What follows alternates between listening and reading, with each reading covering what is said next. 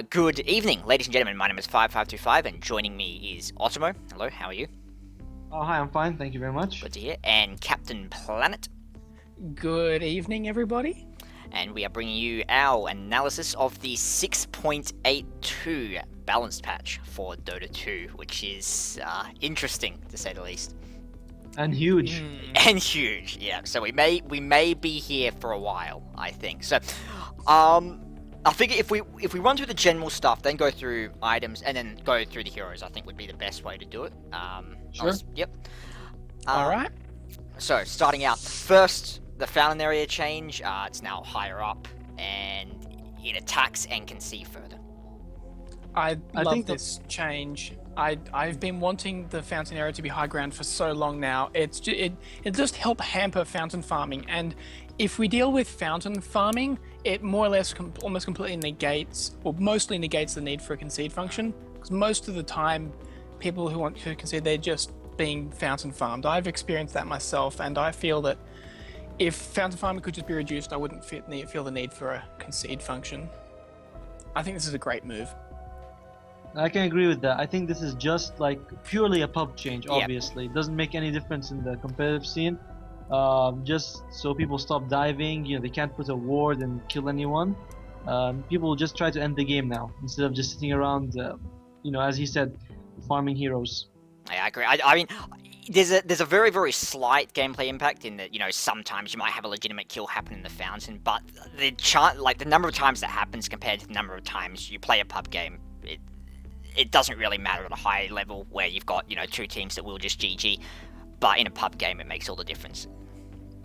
Alright. Yep. Alright, so yeah, I mean that's not a particularly big change, but the next one is, so they've reworked the terrain around yes. Roshan, so this is huge, and then they've also they've changed how the T1, they've changed the where the T1 and T2 are, so the T2 rather, and changed the area around it. I think one of the big things is that the Dire T1 bottom is now very, very close to the Roshan, so it's still going to have an advantage as long as that's up, but I think once it's down, the advantage is much less heavily in Dire's favour. Yeah, I would agree with that. The Dire still have a bit of a Roshan advantage, but I would say that the Radiants still have other quite noticeable and significant advantages in their offlane, the safety of the jungle, and the ability for the mid laner to be able to flash farm the medium camp if it's an AoE damage type hero. They're all advantages that the Dire don't have, so I still think it's balanced out relatively well. Another thing I think this makes is it makes the Radiant bottom tower much more important now compared to before. It was Yes. Usually it was considered not unimportant, but not as important. But now it's pretty close to Roshan, roughly the same distance as the middle tier 1 for the Radiant. Yep. Yeah. I think another thing worth considering is that, like I said, that bottom T1 is... So I think those two towers will now be much more important, that bottom T1 for Radiant and Dire respectively, so teams will probably be looking to pick those up early to secure that Roshan advantage, especially that the Radiant one. Though I still think it shouldn't be underestimated the proximity of the Dire Tier 2 to the Roshan pit. I always thought that with the previous location, the Dire Tier 2 was underappreciated in terms of its proximity. It's actually pretty close in terms of the physical distance the hero had to travel. It was almost the same as the Dire Tier 1 actually in terms of linear distance heroes had to travel to get into the pit. And that hasn't changed with this patch actually. Not by much anyway. Yeah, it's been moved back a little, so it's worth a little bit less, but it is still picking that up relatively important to secure that Roshan advantage, and it's still much closer than the Radiant T2. Radiant side. Yeah, exactly. So Yeah. I feel Dire do still have the advantage in terms of movement, but in terms of the placement, as you said, they don't have as big an advantage in terms of those AoE skills coming in, because they've got less room to position themselves. I think another thing worth mentioning is that now, because of the movement of the Roshan pit, you can't run into the pit and buy or sell items from the sequence shop, which hurts you when you're trying to pick up Aegis, but also hurts the mid Dire player to an extent, because it makes it a little harder for them to pick up their items. Oh, that's true. They I can didn't still actually eat think of that that. tree. Actually, is there another way in there? because now you will have to sort of wrap around a little bit to actually get into it, whereas before you could run into the pit, or if you're caught blinking, pick up an item and then go out. So it slows down things to an extent. One thing I think True, should but be I don't think. So- Sorry. I was going to say one thing that should be considered is that the entrance to the Roshan pit isn't as much of a clusterfuck for Yeah. area of effect skills. The area right in front of the pit is now very open. Yep. And it may not necessarily favour as much team fight lineups that are trying to secure the Sorry, pit. you'll have to excuse me. No One worries. second. No The, worries. the other thing is, well, waiting for automo, the ramps are, I feel slightly, basically, the ramps are a little bit further back from the Roshan entrance, and so that, again, will also mean that teams have a time to sort of spread out a little more before they come in. Like actually trying to enter the pit, whereas before, especially if you're coming from that dire middle ramp, you'd pretty much come off the ramp and be in the pit, and it would set up things like the Jakiro stun to block 2 areas. Ravage could cover pretty much. Well, Ravage can still cover the whole thing, but the line things, especially things like Gust, things like Earth Spirit's stun, I think mitigated to an extent. Oh, and also Timbersaw certainly. So it's. Are there any other changes that are really standing out in terms of that movement? If you guys look at, oh sorry, Yeah, no, you go. guys look at the sorry. bottom dire. Yep. You can see that there's a pathway to Roshan between the tower. There's like the new path, one of the new paths they introduced. Yep. So the dire have multiple angles to enter, whereas the Radiant seems like just one. Yeah, the Radiant still. Unless they want to come down the dire ramp into the river. One thing is now the Radiant can actually blink into that Roshan pit from their side, though. If you look at the cliff, which is near the river thing, it's now actually like they've got a little bit more movement there. Whereas before that was very, very strongly in Dire's favor. They could be hanging up, near where the secret shop is, and then Tide Hunter could jump in. Puck or Quap could get in, get the Aegis, and get out. Whereas now both teams have that option. Puck, Puck can still do that from the Radiant side rather. So I think in terms of those plays, it has evened out. Yeah, as well. You can still have your Tide Hunters and your Magnuses blinking in from the Radiant side. The Dire still have the ability to do that, but it's just the difference now is that the Radiant can do it as well. So Yeah, that makes sense. yeah, the juking stuff is interesting. I think we'll have to actually play it to see how much of an impact it makes. It certainly, I think it makes that off lane a lot more heavily in the Dire favor. Well, in terms of being able to juke diving, yes. Oh, It doesn't change the laning, but it just changes it just gives you more of an ability to juke. But I suppose we'll have to see how the various lines of sight play out around those trees. Because from these pictures we can't really tell, but it should be interesting. I think also of note is the mountain that everyone probably thought was a ward spot, but it now actually is. Behind the Dire Tier 2. Oh yeah, that one nobody could ward it before, but they put a mini icon there for you to see where you can ward it. Yeah, and they did the same on the Radiant with that temple. It's now a ward spot as well. I feel it's probably worth more for the Radiant because the Dire, I feel they were always better. Although that's an Uber ward, so Yeah, there's that is.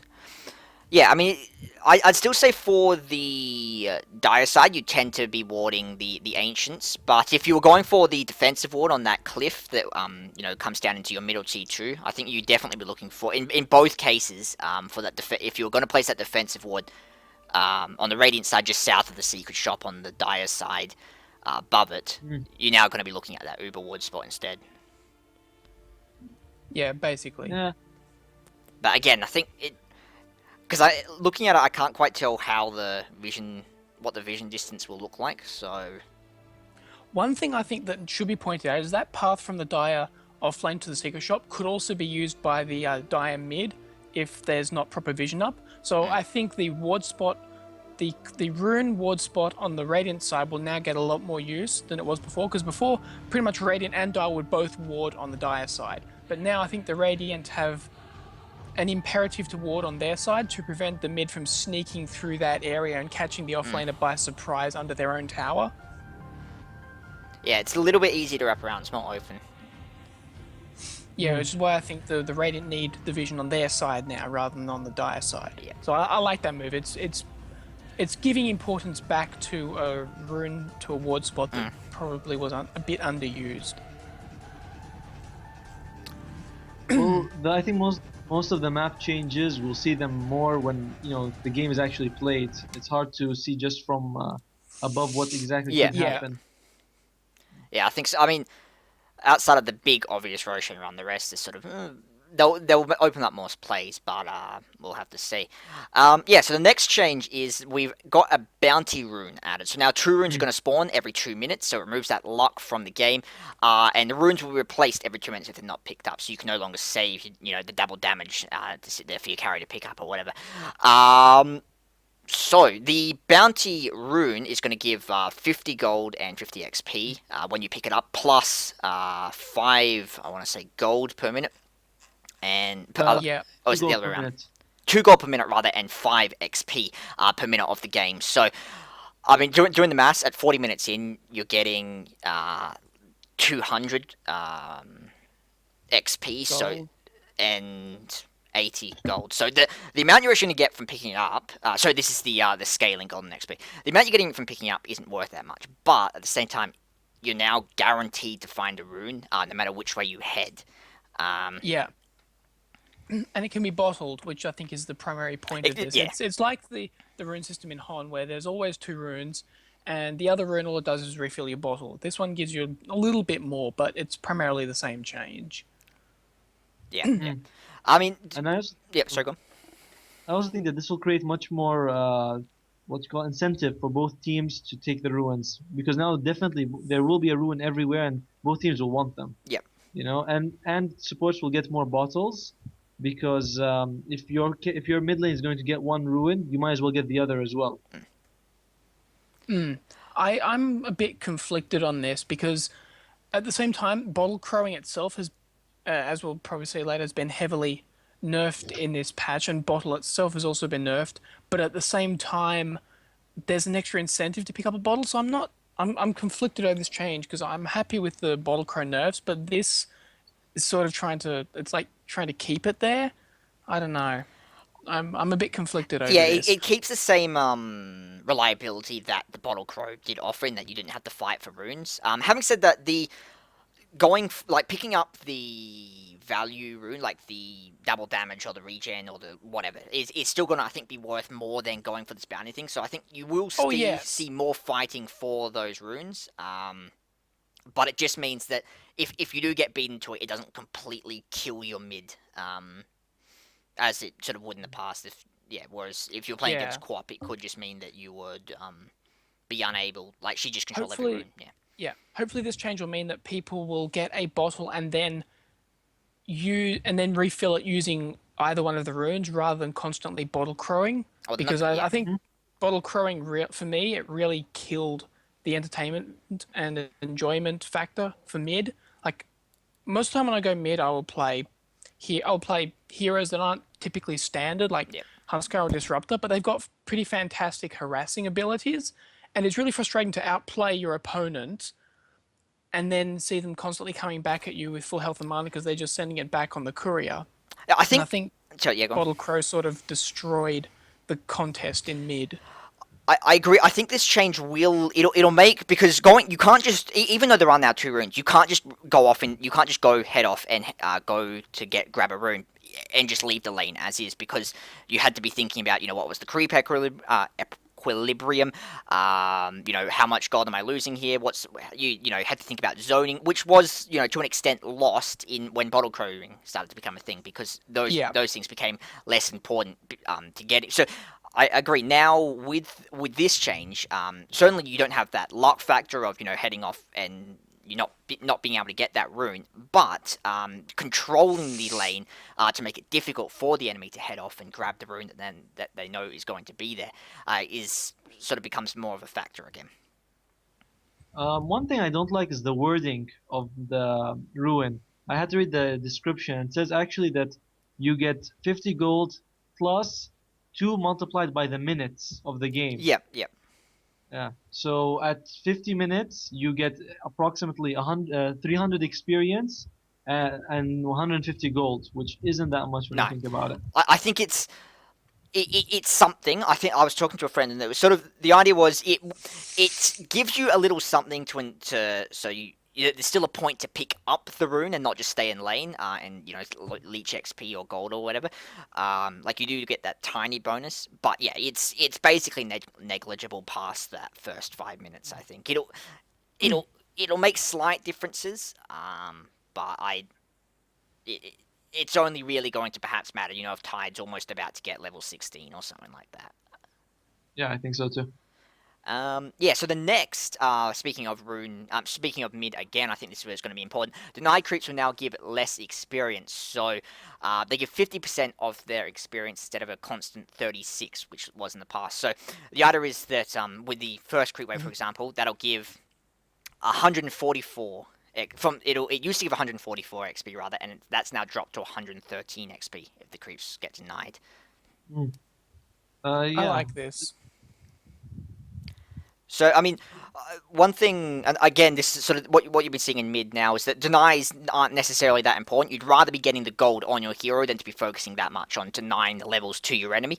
So I think this just again makes that overall creep control a little more important for that lane.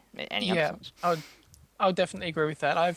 When I used to play OD, I would concentrate very heavily on denying as much as I would last hits, and sometimes you could literally deny the other hero out of the lane. I think one time I managed to get 36 denies against a Clinks who ended up 2 levels Mhm. below me and got no farm for the first 15 minutes of the game.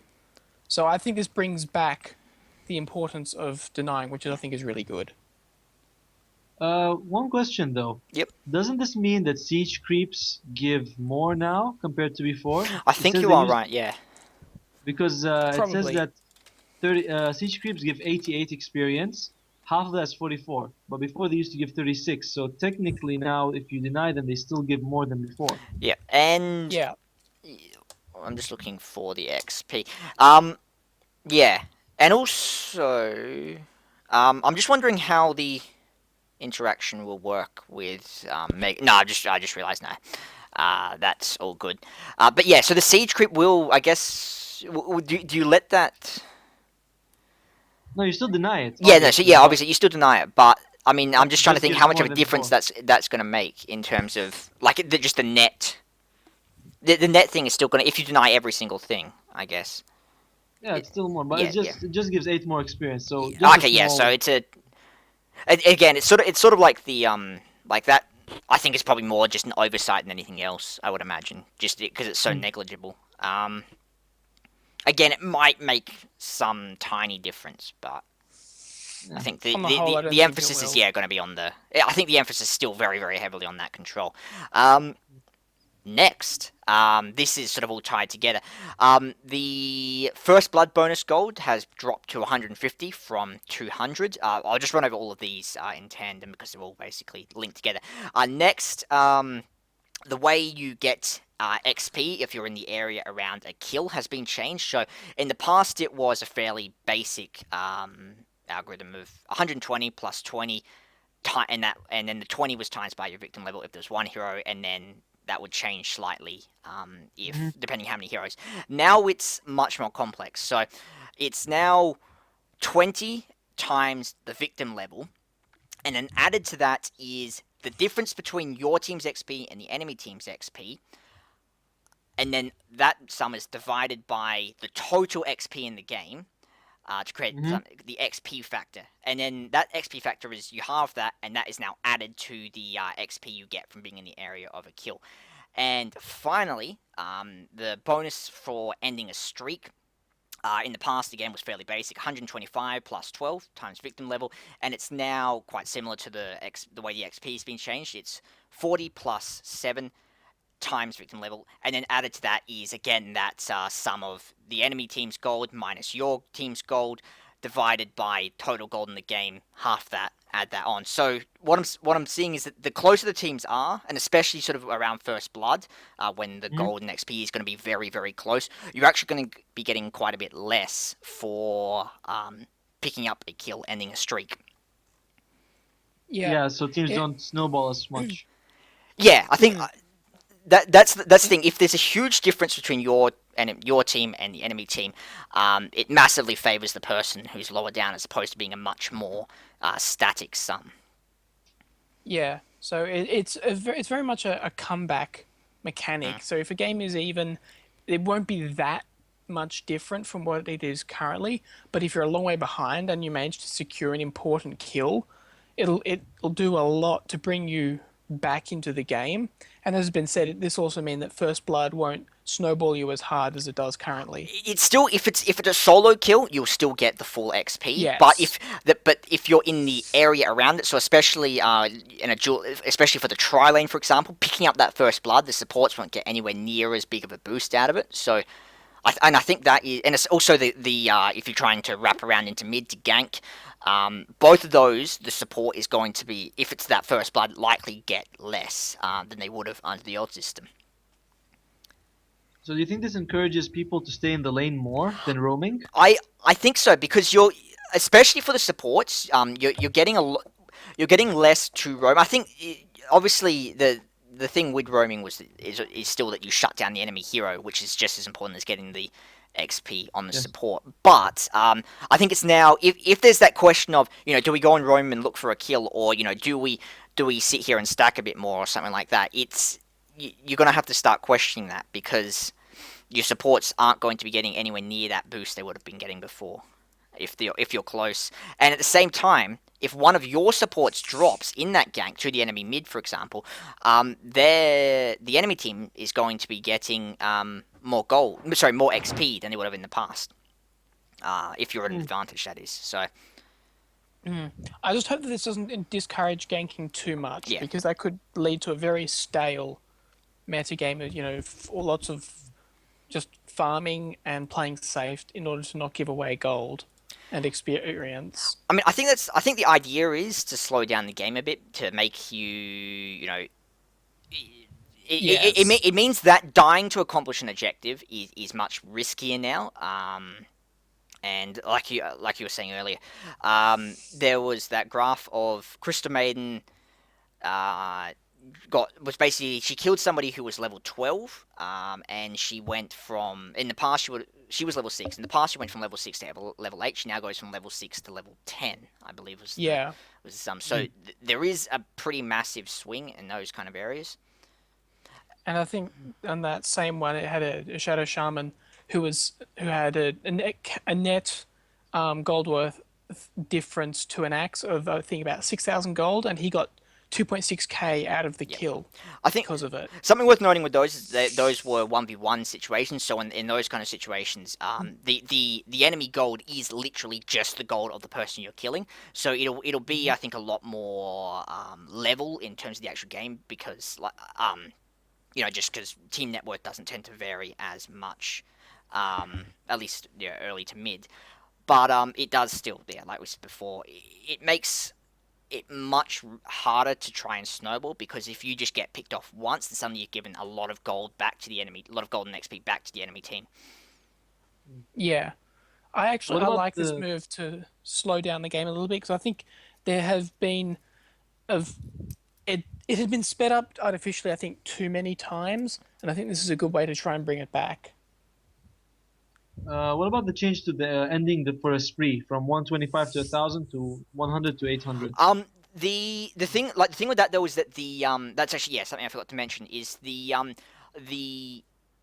all of these changes to the gold and XP streaks were just for assist gold, and XP if you're in the AoE of the kill.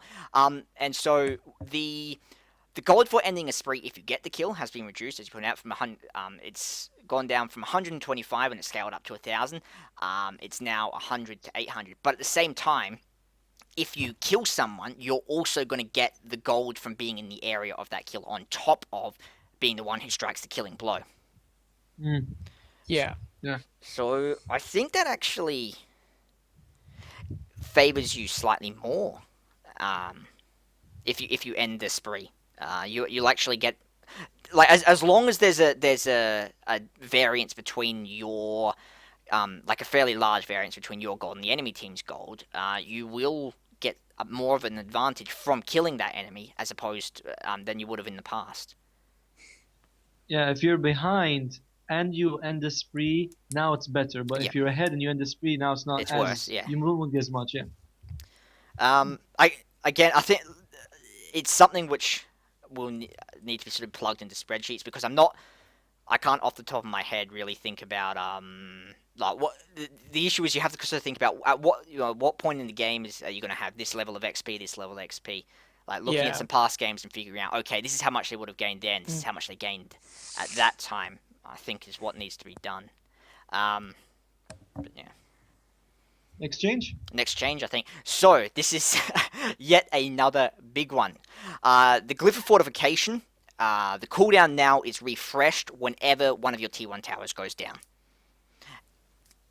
I Eh, think it's just like he said before. Slow down the yeah. game. Every time a tower goes down and you can glyph again, they won't want to push as fast. Even if they do, you can just glyph it to defend more. So again, just slow down the game. I think, yeah, I mean, another factor is if your T1 is about to die, you glyph it. There is no cost in using glyph there because it comes straight up as soon as that T1 goes down anyway. Yeah. If you're running into defend, okay, great. Your team's might get there in time. You know, even if they don't, you've just bought a little bit more time for yourself. It will make a difference. And that is at literally no cost to you. So it just makes those early pushing trades a lot riskier. Well, not so much riskier, but less worthwhile. Yeah, you Mm. need to have much better coordination if you want to pull off an early push strat now. You need to be able to make sure that you can either successfully push the tower after the glyph ends, or you can achieve some sort of other goal if that fails. It also means that you do have to commit to a lane a bit more because but before you take a T1, go to mid, take the T, yeah, and so you take all three T1s and then start to move forward. Whereas now if you do that, you're letting them refortify every time you take the T1, which then is going to make it harder to take the T2s. And it also means that if you're looking at a T2 and you're going, we'll take the T1 first for the gold. You do that, suddenly you're giving the fortify back as well. So it just makes the T1s sort of much more important in terms of I wouldn't say so much defending, but much more important to think about before attacking. They're much more important Uh, in terms of overall team strategy on mm. both sides. Yeah, one thing I was thinking about is that what if you're pushing two towers, two tier ones, the enemy team glyphs one, glyphs them both obviously. You break Yep. one and they can glyph the second one again, so it's Yeah. 10 seconds So in a way. So yeah, it's painful for split pushes as well. That I'm not looking Yes. forward to actually. But on top of that, actually, I probably should have mentioned this. But the T2 tower armor rather has been increased by 5 from 20 to 25, and in addition, tower bounty gold has been reduced quite heavily actually. So the T1 234 used to be 264, 312, 358. 405, and it's now been dropped to 160, 200, 240, and 280. So that's almost 120 gold difference. Actually, slightly more on the T4, about 110 almost. Hmm.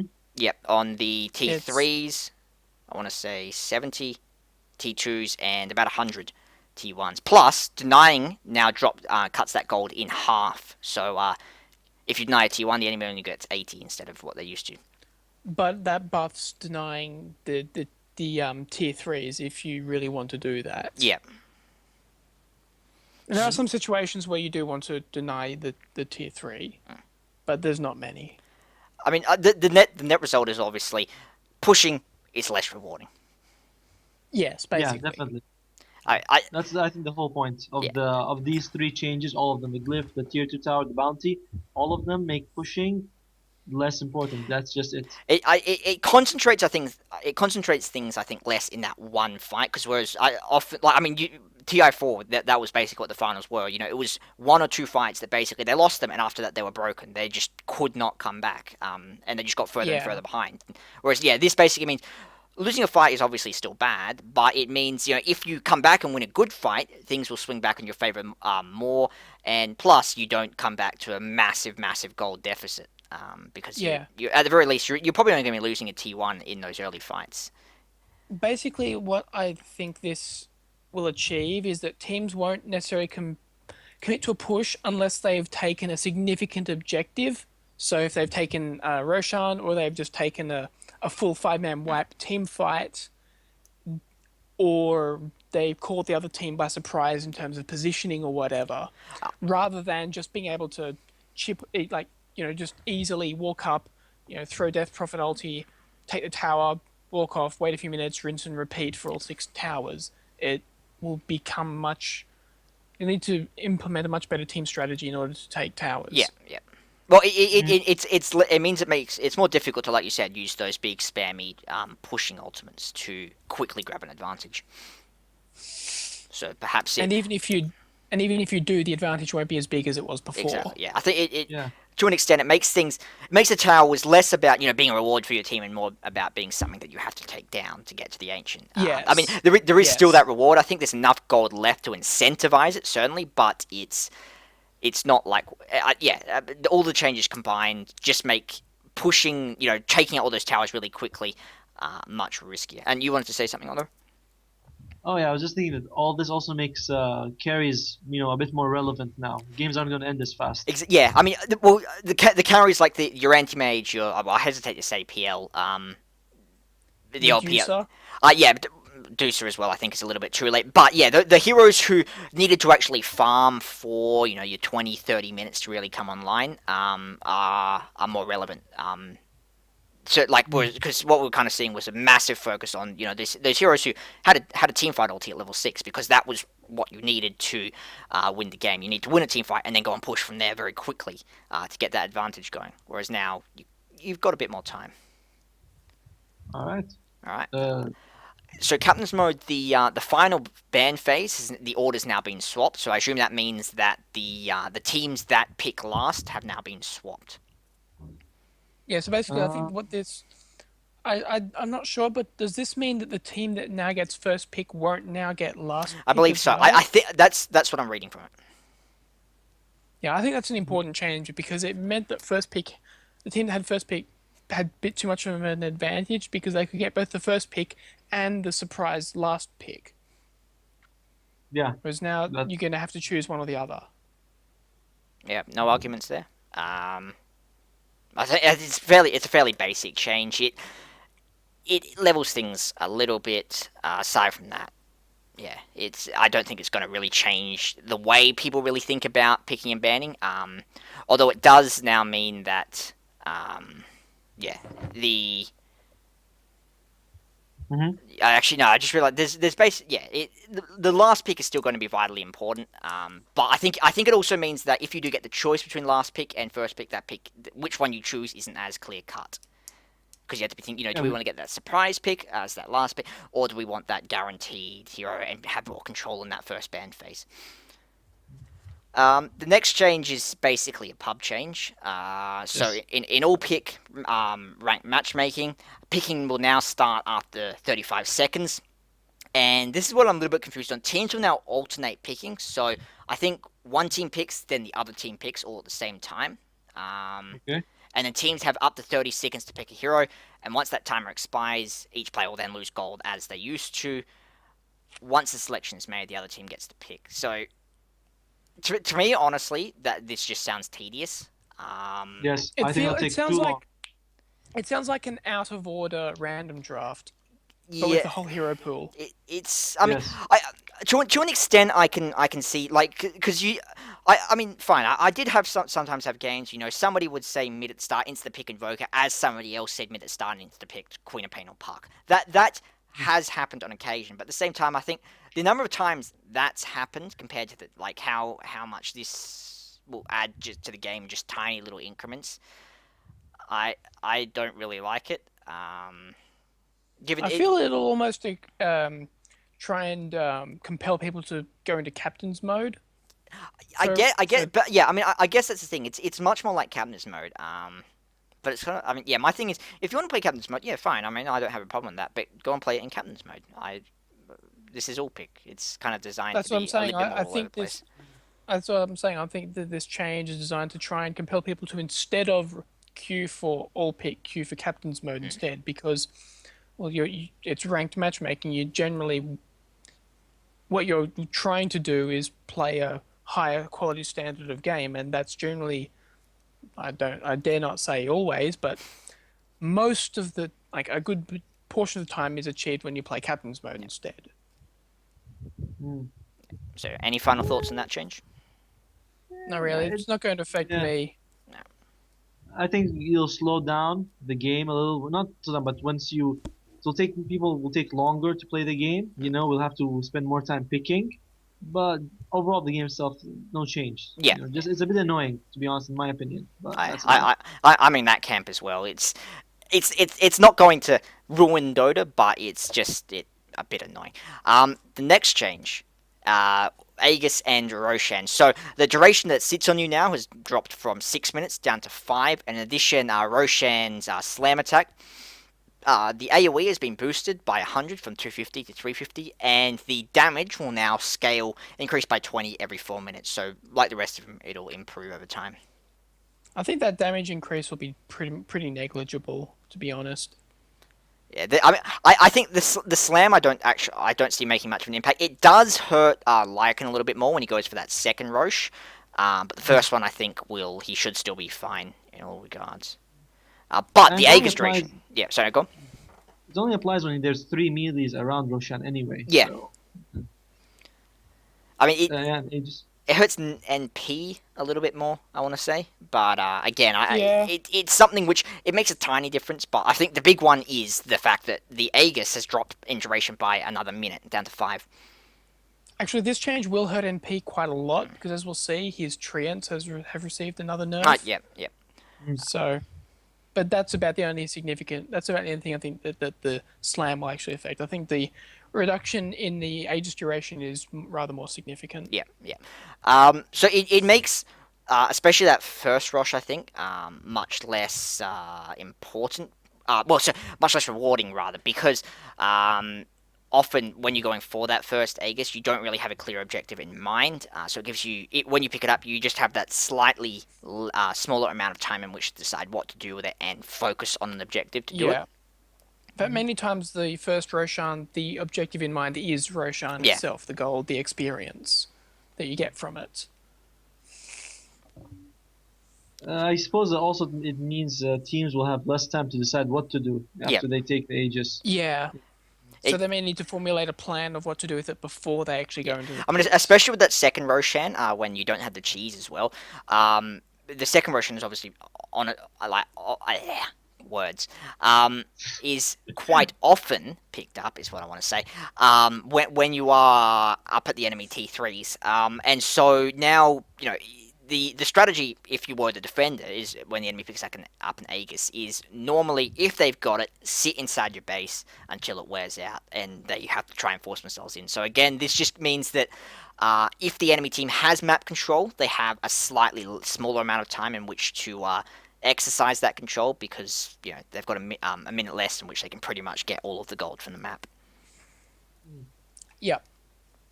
So next change? Sure thing. So this is basically a series of changes to the creeps in the jungle. So Centaur's Swiftness Aura has now been moved onto the Furbolg, the Hellbear Smasher, it's called actually. The Hellbear Smasher's attack time has been increased slightly from 1.35 to 1.55, and the smaller one, the Potato Bear, has also been increased from 1.35 to 1.5. This is a lot of small changes. Centaur's attack time has been improved slightly, so it's dropped by 0.15 of a second. Same is true of the smaller guy, 1.35 to 1.3. Dark Troll Summoner, the Ensnare lasts slightly longer, so 0.25. That'll be important for heroes like Chen and Enchantress, I think. The Sadir Banisher, the HP's been increased by 60. His movement speed's been increased. His attack range has been reduced slightly. Massively it's basically in half, 600 to 300. The movement speed is up by 30. His base attack time improved by from 1.8 to 1.7. And the Purge range increased by 100 and 50 from 200 to It's 350. such an underrated Yeah, creep. It and really is, because that purge is so powerful. There are so few purging skills in Dota that creep is underrated. yeah, yeah. And I think Mhm. lastly, the thing is Wild Ring's toughness aura now works on siege units. I think the net idea here is to make the Centaur less of like he was the best creep for Doom, Yes. for Enchantress, for Chen. You wanted to get him almost every single time. So now he attacks a bit slower. You don't have the aura. Hellbear has that. Hellbear is attacking faster. Dark Troll's a bit better. And as you said, yeah, the purge creep suddenly becomes a bit more worthwhile to actually pick up. I predict the rise of support jungle Doom using the Satyr Banisher. Calling it now. Yes. Well, the other thing is, I'll just drop down a little bit, but the following buffs can now be purged. Chilling Touch, Yes. Thunder Strike, Inner Vitality, Alacracity, Chaos Meteor, Shadow Word, Liquid Fire, Shadow Strike, Warcry, Concussive Shot, Overpower, Mana Leak, Curse of the Silent, Press the Attack, Poison Touch, Flame Guard, Whirling Death, Viper's Poison Attack, and Sticky Napalm, which is big, DK's Frost Breath, Whirling Axis, and Walrus Punches slow. I think the biggest one there is Napalm, because Chen and especially Doom does not care at all again about Batrider at this point. Yeah, I think you can say that. Yeah. Another thing is that the ones that these things can be probably dispelled is Brewmaster is a bit stronger because his Storm Spirit is Storm Brew has that dispel Yeah, magic I mean area. that skill was almost entirely worthless. In the current, I mean, there was a couple of things that would hit, but now I think Napalm to me is the absolute biggest one. But Chilling Touch as well. You split Yeah. as you can get rid of a big chunk of the enemy team's damage. One of the main reasons to pick AA Yeah. in those So, early fights. I do really like this change. I mean, I'm guilty of very rarely ever having used the Satyr Banisher, but I'm hoping that this change will bring some variation to the jungle. And I would like to point out that at levels 1 to 3, the Hellbear Smasher was actually the better creep because its slow was quite powerful and it dealt 130 AoE damage. Yeah, I think. Yes. So it just again it means especially because now you're getting the aura, you're thinking about picking it up a bit more. The other thing Yeah. is buffs that are properly dispellable, so that's going to buff press the attack on Legion Commander. You get the buff on Abaddon's shield, and lastly, sure I forget Omni Knight repel also because all those skills dispel the target when they're Yes. cast. Yes. So it's I'm hoping that those heroes will see a resurgence. Although Omni Knight's been seeing a little bit of picking at the moment, and with the introduction of Legion Commander into Captain's mode, hopefully she'll see some play. Though with the nerf to duel, I'm not entirely sure. Yeah. But we'll see that. But at later the very on. least, it makes those purge effects. Shadow Demon as well is another. So, yeah, is another one to be thinking Yes. about. But it Yeah. makes those because the purge factor was basically been. There's a couple of heroes it's useful against, Omni Knight being one of them. But for the most part, you just don't. It's not. It's never been a worthwhile thing. Outside of fringe cases, it also makes diffusal that little bit better. Yes. Yeah. How many spells do purge anyway in the game? I know that Bloodseeker one. Oh, actually, yeah. No, I'm not sure if Bloodseekers does now. I'll have to when we go over him. But yeah, his did. I said there's other three. I think that's it. Omni Not much. Yeah, I think you're looking at 5 plus the Satyr creep plus. Yeah. Yeah, I'm pretty sure that's it. It'll also be a slight buff to Kraken Shield now that some of those Oh, yeah, no, negative that's true, debuffs that's can true. be properly Yes. purged. The other thing that has come out, Dark Pact is another one. Slark. Yeah. And Abaddon. But Slugs was already strong enough. Yeah, It yeah. didn't need a buff. But yeah, so I think this is probably Slark is the only one of the well, and Tidehunter. Yeah. But yeah, Tidehunter probably more. It means especially in that solo, he doesn't have to worry about Batrider as much if he's going that solo versus solo. Yeah. Um, Because if he decides to max Kraken Shield to try and deal with the Sticky napalm. amplified damage, it'll be more effective. something else which I actually skipped over is Flame Guard, the shield on Oh yes. yeah, which is also quite big. That's huge. 'Cause, like a level 4 Flame Guard is what 500 magical Yeah, damage. If you can well, purge that, I mean, can purge that as- the hero has no HP. He's incredibly prone to being bursted Yeah. down. Flame Guard is one of the big things. So I think it makes, especially on Chen, but also Doom can be thinking about the Satya. the Banisher. I think it's more it buffs Chen as an all-round hero. I think in that you can pick him specifically as a counter to a hero like the Ember Spirit. And the same can be said of Doom, of course. But Doom would need a blink dagger it to do just it, means that but he gets one there anyway. are a couple of heroes who now are a lot more seriously hurt by Purge, who actually have to be thinking about it as a counter. Perhaps thinking about banning those heroes that can pick up that creep in the second phase. Perhaps. Yes. Yeah, although I mean, Doom is currently a high ban, Yeah. hero, but I think Anyway, it might actually encourage people to pick him in a non-core role.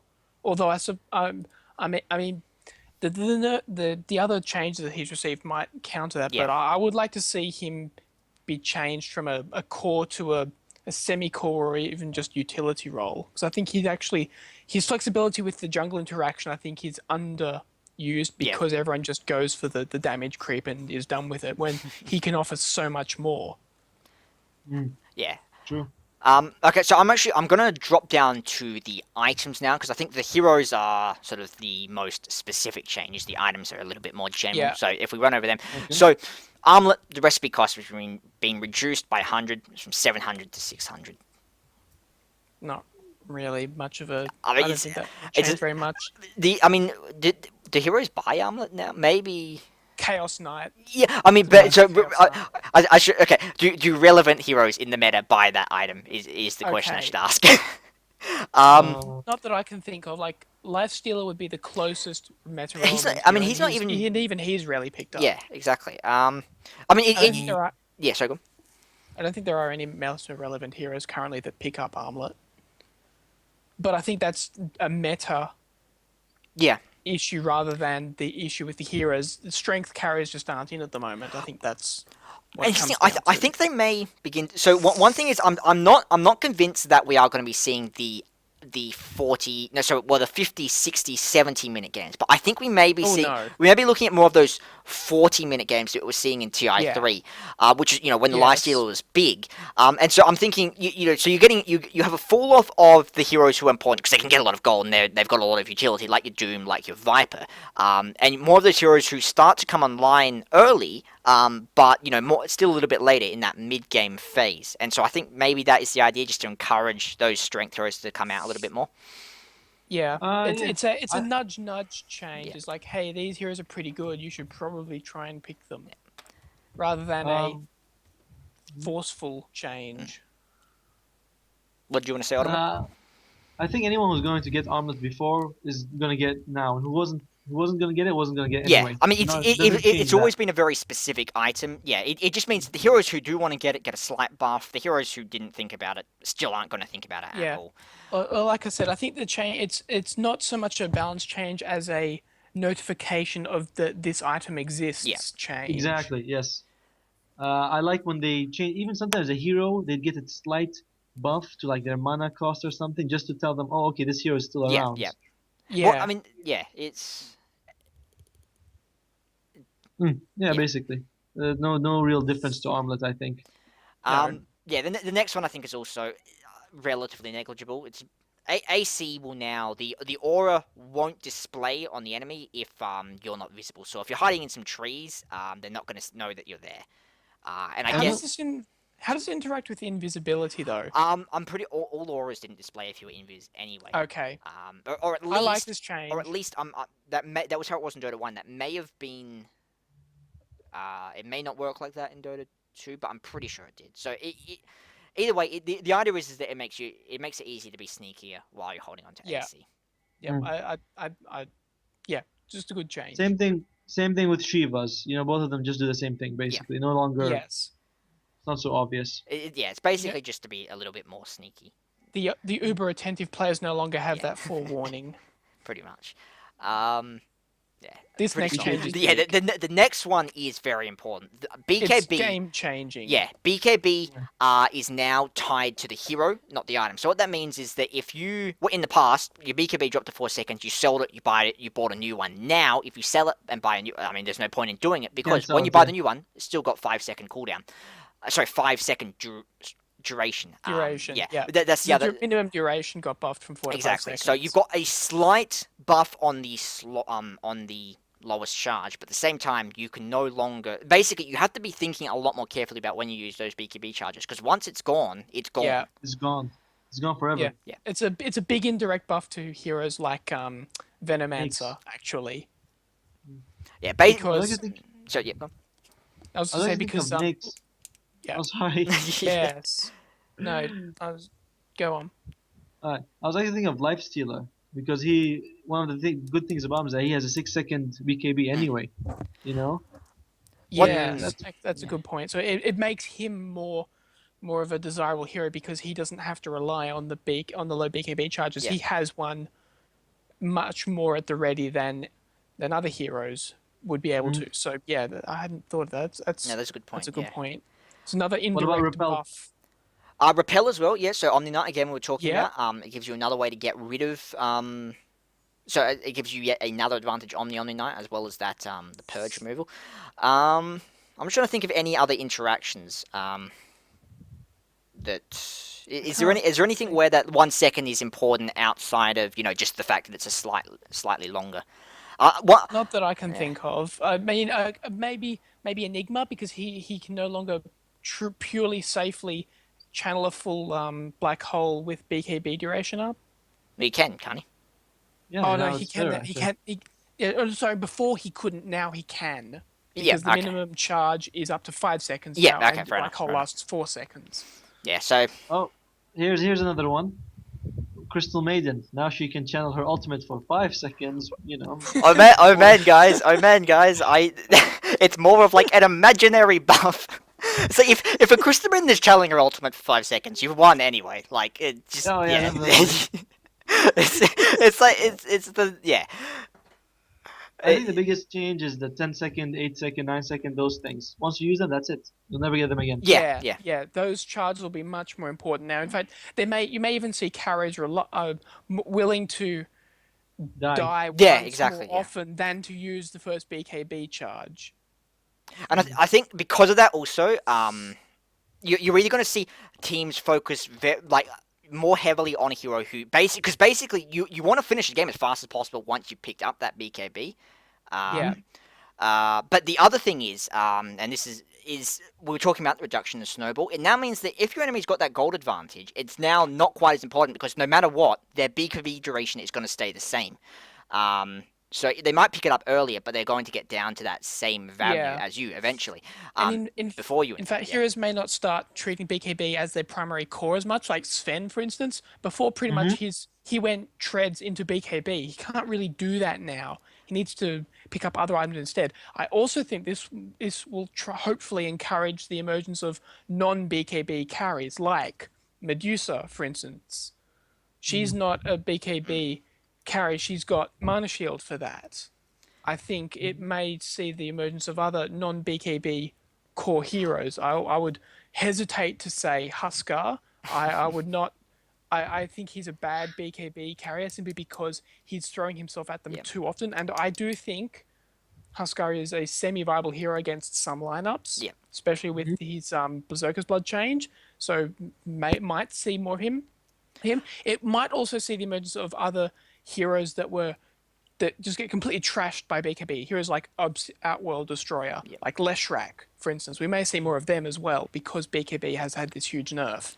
I think BKB as an item is still going to be very, very important, but it's just not as reliable, and that's the issue. So I mean, BKB has always been one of the most important items in the game, but it's now. I mean, this is a very, very big change to the longevity of the game because you have to be thinking very carefully about how long do we want to take this. I still think it's amazing that it took 7 years for people to realize that they could sell an old BKB and buy a new one. to refresh the charges, because until then it was never been seen before, and I'm just amazed Unheard that of. it took that Yeah. Well, long. no, actually, Yeah, I remember around TR2, I was talking to someone. I was going, and I went, you could sell the BKB, and because just nobody did it. Like it was. If you it, thought of it, it was maybe you can do. I don't know. I haven't seen anybody do that. yeah, it's Yeah, but Um. I still think Yeah. So gone. another thing I think that more besides the duration itself is that when you buy it is going to be huge. If you Yeah. buy it Yeah. 20 minutes in, okay, you buy it 50 minutes in, suddenly it can become like one of your not luxury item, but one of your fifth or sixth slots. Yeah. Yeah. it can be Because like a trump. It can be like a final trump card. Like Yeah, if you're exactly. doing well without it, you may not need it. yeah. But as the game gets later and later and disables become more and more powerful, you suddenly bring out the new 10-second BKB, and you regain that advantage that you Yeah. had without it beforehand. I think So you might be seeing because timing yeah. So gone. so the timing of when you buy it will become much more important as well. Yeah. I think I hadn't thought of that. That's a really good point. Yeah, building off that, I think you're going to see it come out a lot more as how a lot of mid heroes will pick up the BKB, where it's less of a I have to get this, but more of a okay, well I've already created this advantage for my team. I'm starting to get hit by stuns now. This is the time to get it, and that's when it gets picked up. As opposed, yeah, Yeah, and so for example, a hero like Queen of Pain wouldn't always get it, but or Storm. or Storm, yeah. I mean, both it was very very strong on both those heroes, but they wouldn't rush it. They pick it more at the time when they felt it was opportune. Yeah, I I I just want to point out one more thing about our OD with Yep. this. I think OD had a unique interaction in BKB in that he had the triple whammy. He couldn't survive without it. If he bought it, his damage output got trashed, and he was completely destroyed by it on the other team.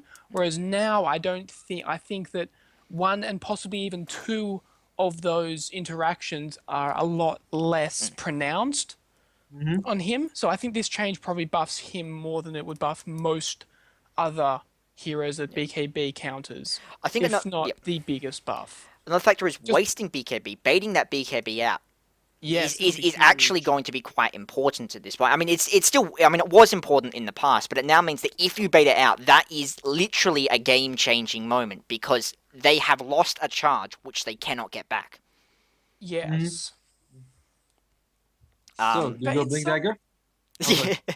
Well, speaking of baiting it's out BKB charges, yeah, Blink Dagger, yeah. gold increase by 100, 150 to 250.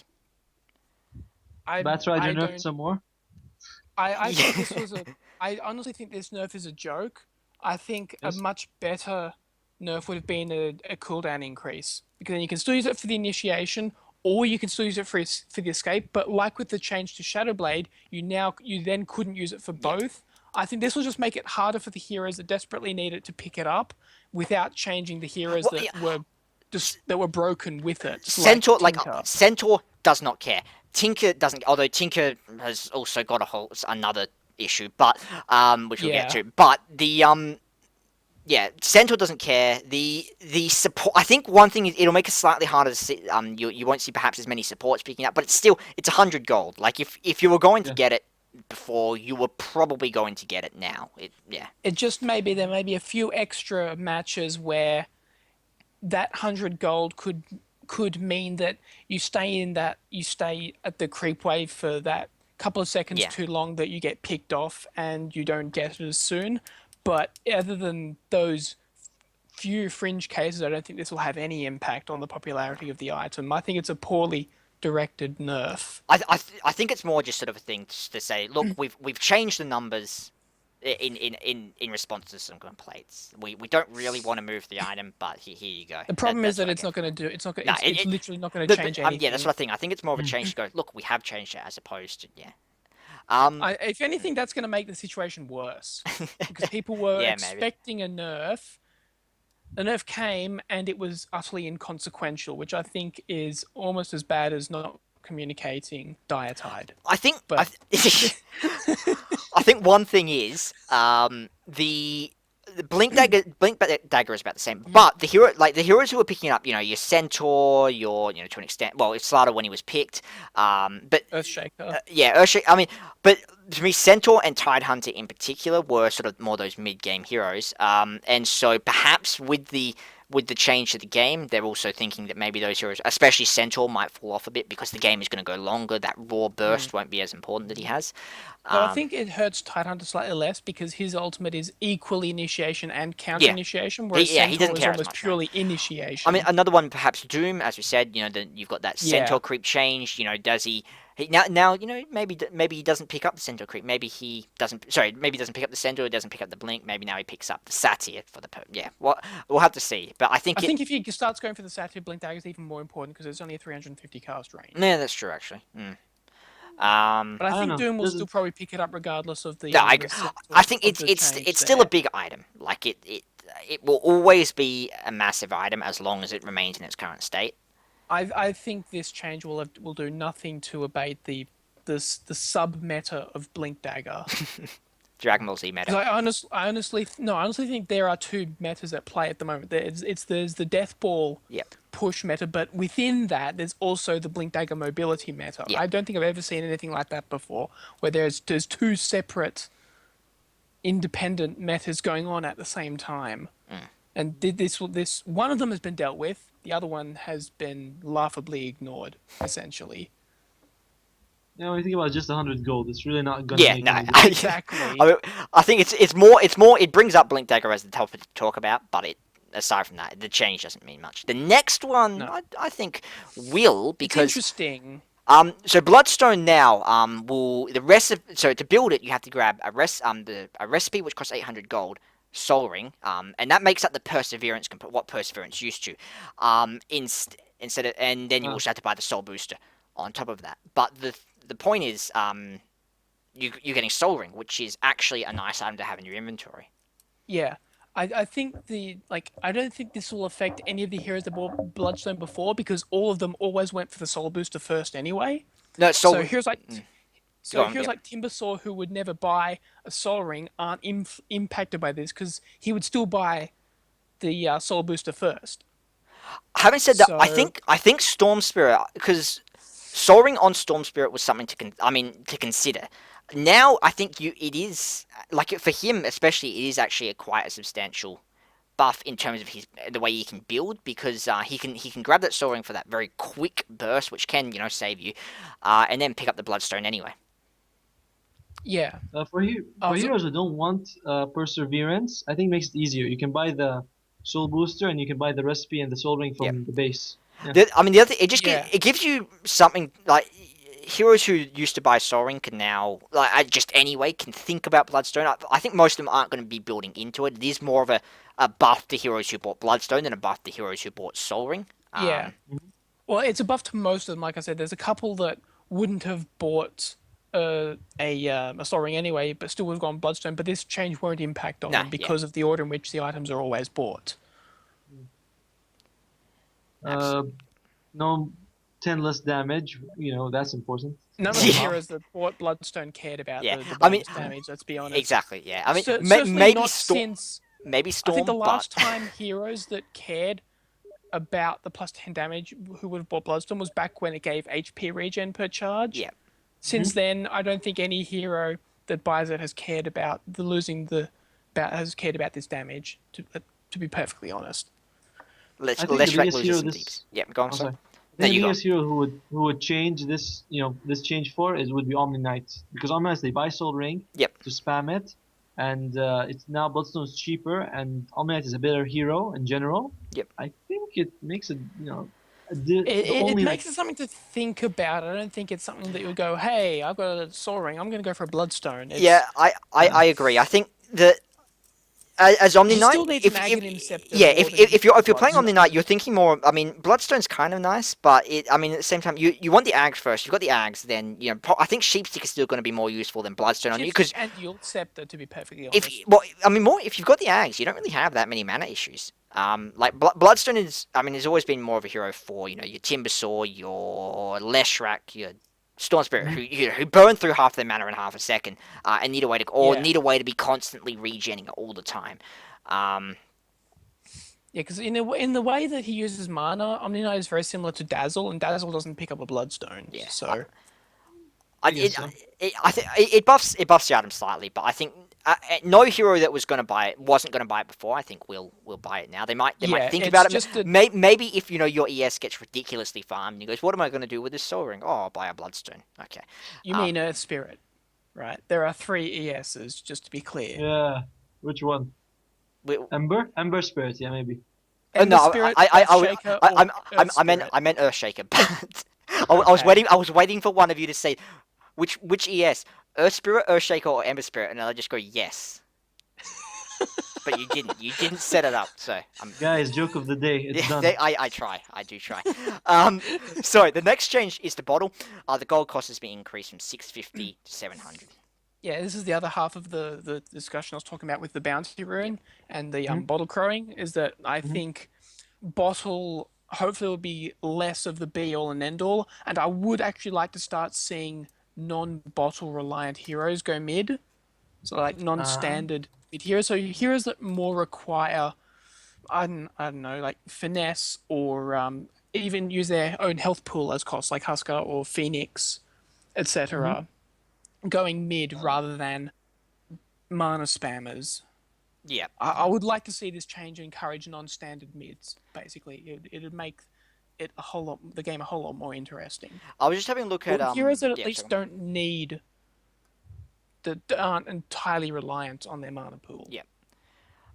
I was having a look then just at the starting goal, just like thinking about randoming. Like it doesn't make a change in terms of if you random and picking up bottle.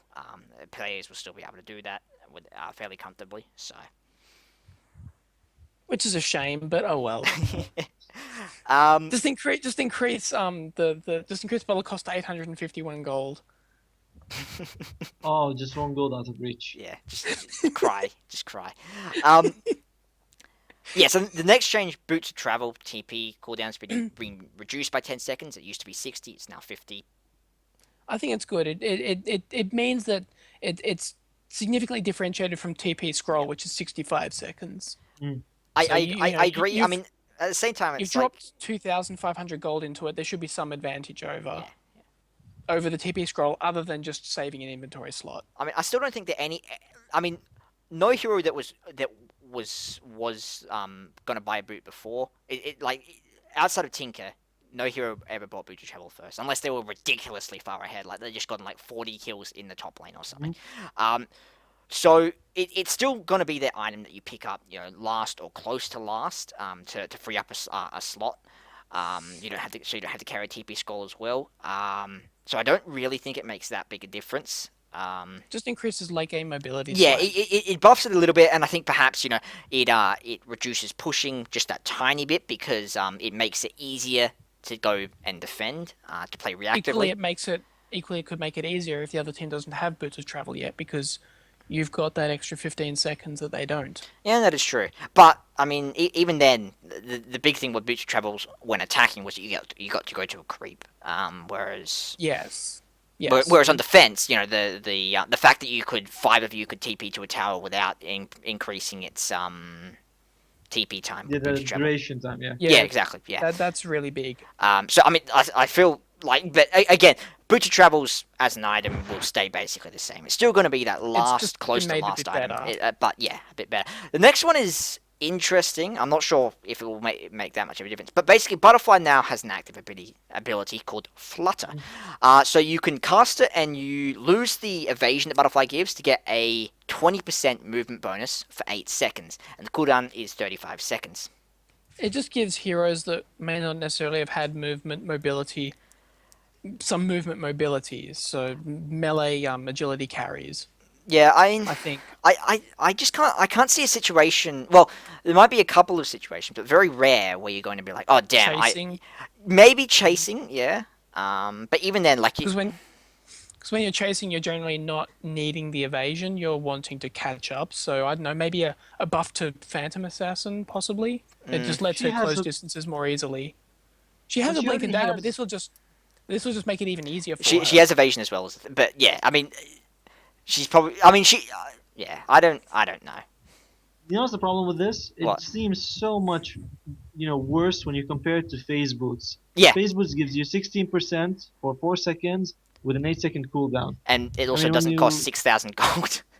Yeah, It it's also like doesn't cost you 30% evasion. Yeah. Well, no, but that's what I mean. So if you're using butterfly to get more movement speed, like you buy Yasha, buy S and Y, buy something like you Manta don't be, style. yeah, but just upgrade to buy Boots of Travels. That's been buffed.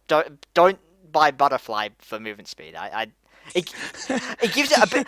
It gives it a bit of utility. I don't think the item was already quite strong. I suppose against MKB is one factor Mhm. actually. It's actually. I mean, if you're going up against an NKB carry, or multiple It doesn't MKB matter that you cores, lose the evasion. exactly. Yes, the movement speed could make a difference there. Maybe if you're trying to juke or dodge something, whereas the spell is going to hit you, but the other part isn't. Yeah, maybe, but I think that now when teams see a person has butterfly, they'll be like, "Oh shit, he moves so fast yeah. now. Must be the butterfly. He can flutter."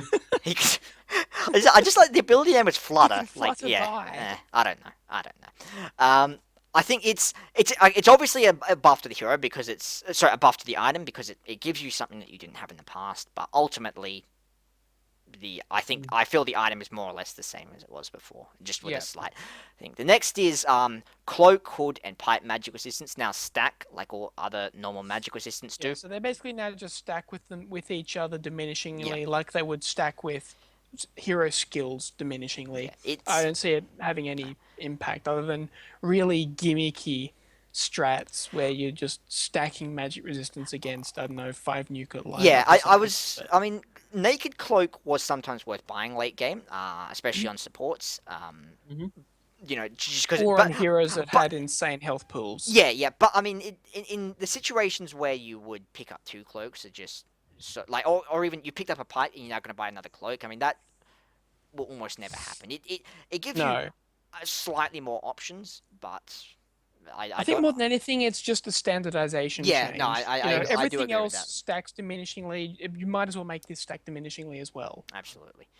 The next is interesting. So, it's a new item called Crimson Guard, and it's made out of Vanguard and Buckler. Buckler being the shield thing you build to make mechanism.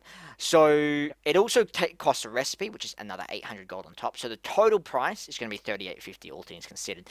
It's going to give you 250 HP, 6 HP regen, so the Vanguard stats, and then a passive damage block, an 80% chance, so a bit higher, to block 40 and 20 for melee and range respectively, plus 5 armor, plus 2 stats. Now the active is it gives all of your nearby heroes plus 2 armor, so the buckler active, plus a damage block shell for 9 seconds where they block 50 damage. So basically, Tide Hunter's Kraken shell. It Yeah. essentially gives your entire team around you that shell Kills for 9 Treant. seconds. Yeah, and also similar to Treant. I was just saying that it's sort of any hero that might want this, it sort of kills Treant. Like this would be a fantastic item, I think, on Bristleback. I can I see Bristleback definitely getting this. the other thing is okay, so I agree with you because the other thing is mech's been made more expensive to cast. So heroes, Yeah, especially those bulky core heroes who in the past would buy mech, might be thinking about Crimson Guard instead. it's more expensive, but it's about the same cost as Pipe actually. I think Mm. it's almost exactly the Hmm. same cost as Pipe.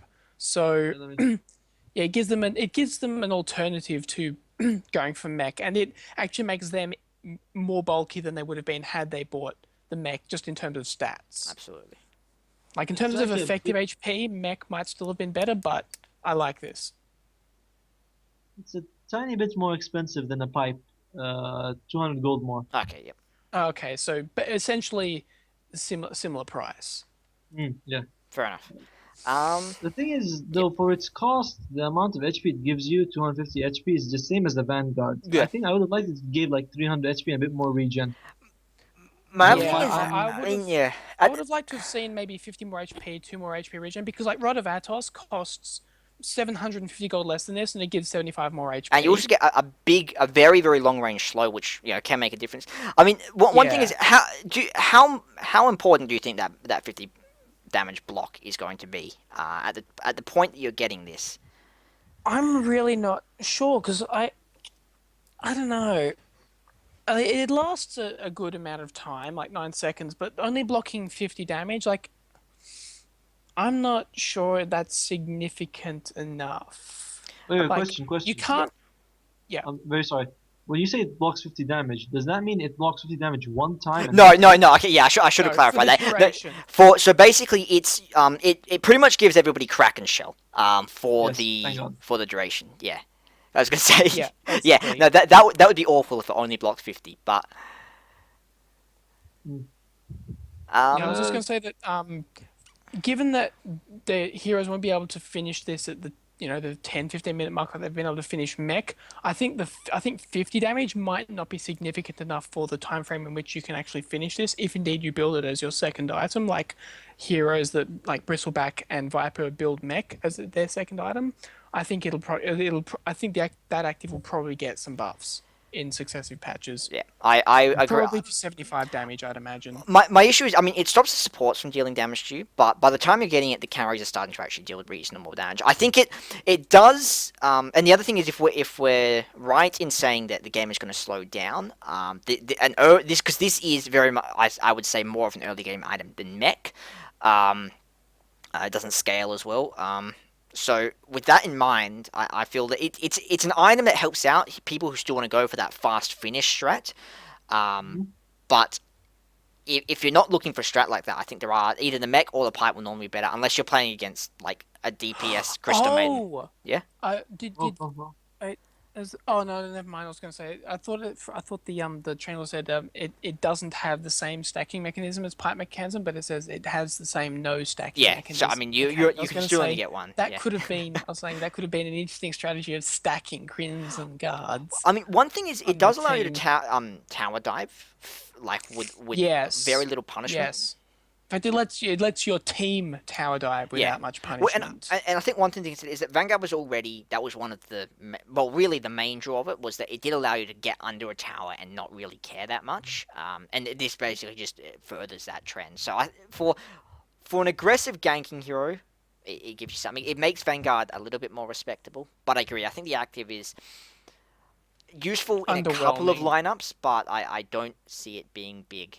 It's going to be the I think the item will be buffed.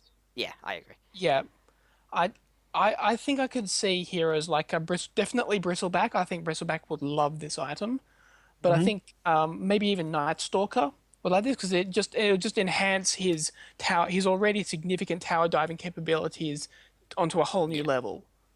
Like he is probably the best tower diver in the game, and this will just make it even easier for him. Yeah, I mean, the item is decent. You know, that's pretty much it. Yeah. In the end, we'll have to see. We'll have to see it in time to see its real effect. But it'll be buffed. I think it just doesn't give enough. Doesn't give any passive stats. The exact same as a Vanguard and Buckler. Nothing extra. And the thing, The active, Vanguard was already not that great for the stats it gave. It was very much a 10-minute item. Yeah. So I think plus 50 HP, 2 more HP regen, and maybe another 15 to 20 damage block on guard. I think if it gets that, I think this would definitely be a good situational item on core tanks. Yep. I think it'd be good. just one last thing before we go to Dagon. The cooldown 70 seconds. That's one thing. Yeah. I mean, you're not going to be tower Yeah. diving a lot with this. This is like a one-time use, and you're going to take at least a minute, before you even do it again. Yeah, I feel that's another thing. Like it's geared for early game rush strats. That's what I feel looking at it. But it's the cooldown is really prohibitive for that, and it's quite Yeah. expensive. I think it would be better geared towards tower diving, like team-oriented tower diving ganks rather than face rush strategies. Yeah. I think it would be much better if it was geared towards that. Yeah, it's like, but what it does, it's way too expensive. Yeah, so maybe if the cooldown, so instead of buffing the block, its cooldown went down to say 30 seconds, I think would be a really, or even down to 40 seconds, would be a much better balance because it wouldn't necessarily suit face rushing because it's not good enough, but it is good enough for tower diving and ganking, and I think that's what it should be aimed at. Because we've had enough face rush strategies for our lifetimes. We don't need it. We don't need an item geared towards a dead meta. And definitely, it's like the most expensive defensive item, and the one that is the most. It's the most expensive defensive item. The one that you use it the most early game. Yeah. Becomes the. Yeah. Yeah. I mean, yeah, Yeah, it'll get Piper's more mid game. Mech scales a lot better into that late game. This is really only relevant. So the item on you was only relevant as in that first 20 minutes, 25, 20, and 20, and and then, 25 and then the minutes. active on top is also again Eh, not amazingly relevant. I think I'll get on Undying. For me, definitely. Yeah, Yeah. Oh, it'd be actually no. fantastic. There's a if question. Damage block worked on his zombies. Exactly. No, That would make that it. is a question. That I'm not because I haven't tested that, so it could It work. said guard only No. affects Guard only heroes. affects Oh yeah, no, heroes. there you go. Damn. Okay. I Never mind. know. It would have probably been the ultimate undying item if it affected I want to melee Yes. units. um. Okay. I think moving on. The dream is gone. Yeah. No. Oh man. However, I can now by day. I don't even. It's just almost kind of a nerf. I'm not sure. The So. nerf is aimed squarely at one hero, and we all know who. It is. Okay, so basically the intelligence bonus per level has increased. So you get it's gone from 3 per 13, level 15, instead of 17, 19, 21 to 13, 16, 19, 22, 25. However, the mana cost has increased. It's used to scale. It's now just a flat 180. And so at final level, you lose more mana casting it than you've gained from the intel buff. Yeah. But Yeah. I mean, yeah, you get slightly higher intel. Yeah, I mean before you would. Yeah, I mean comparatively, it now costs 52 more mana. Yep. If you do the Yeah. math, because you get 13 mana per intelligence, you get 4 more, and each one has 52. Yep. But you Yep. have to use 180. Yep. So there So you for go. I think for heroes that would buy a casual level 1 Dagon, and there are some heroes that sometimes do that. You know, you have your Pucks, you have your Yep. Nyx Assassins. This won't affect them, but for specifically Tinker, he is pretty much the only hero where Dagon 5 has been a core for a while. Yeah. This is aimed squarely at him, and I, for one, am happy to see it. So I would like to see different. All of these Tinker nerfs, I'm hoping we see a change to a more active style of Tinker. So maybe encouraging the purchasing of an Aghanim Scepter for team fighting. I want to see somebody buy it. Like that hero that Yeah. upgrade is so fantastic. Like in just in terms of 4 like rockets. the weirdness of what it does as an item, but it's just like it's not worth buying. So yeah, I would like to see that. But maybe now it will be because his I am everywhere and killing you at the same time gameplay Yeah. is it's in the trash can. I'm once you actually get to his with changes. that. I think I'll drop down to Ethereal Blade, and we'll go back up to Diffusal after because Yeah. that is the other part of the Tinker combo. So Ethereal Blade has been nerfed in 2 ways. First of all, it's now a projectile with 1100 movement speed, so it takes that little bit longer before they turn ethereal. And that's I feel important because Can be disjointed maybe. it can be disjointed, but also more importantly, you're gonna have to wait before you use the Dagon. And the other aspect is that the blast won't turn you ethereal. So No. that's especially with Tinker. One of the ways that he'd live, for multiple blasts was he'd jump in, blast Dagon, rearm, blast Dagon, but he was ethereal through all of it. So you had difficulty actually killing him anyway. Now, If your team was almost entirely physical based damage, that you had no chance. Whereas now you can burst him down with, I don't know, your Ursas or yeah, and your he also whatevers. he has to sit there for longer, because he has to wait for the ethereal to hit you, then Dagon, then rearm, then ethereal, and so it's just all of that is going to add up and mean that ultimately he's going to be sitting there longer and he's not going to be protected.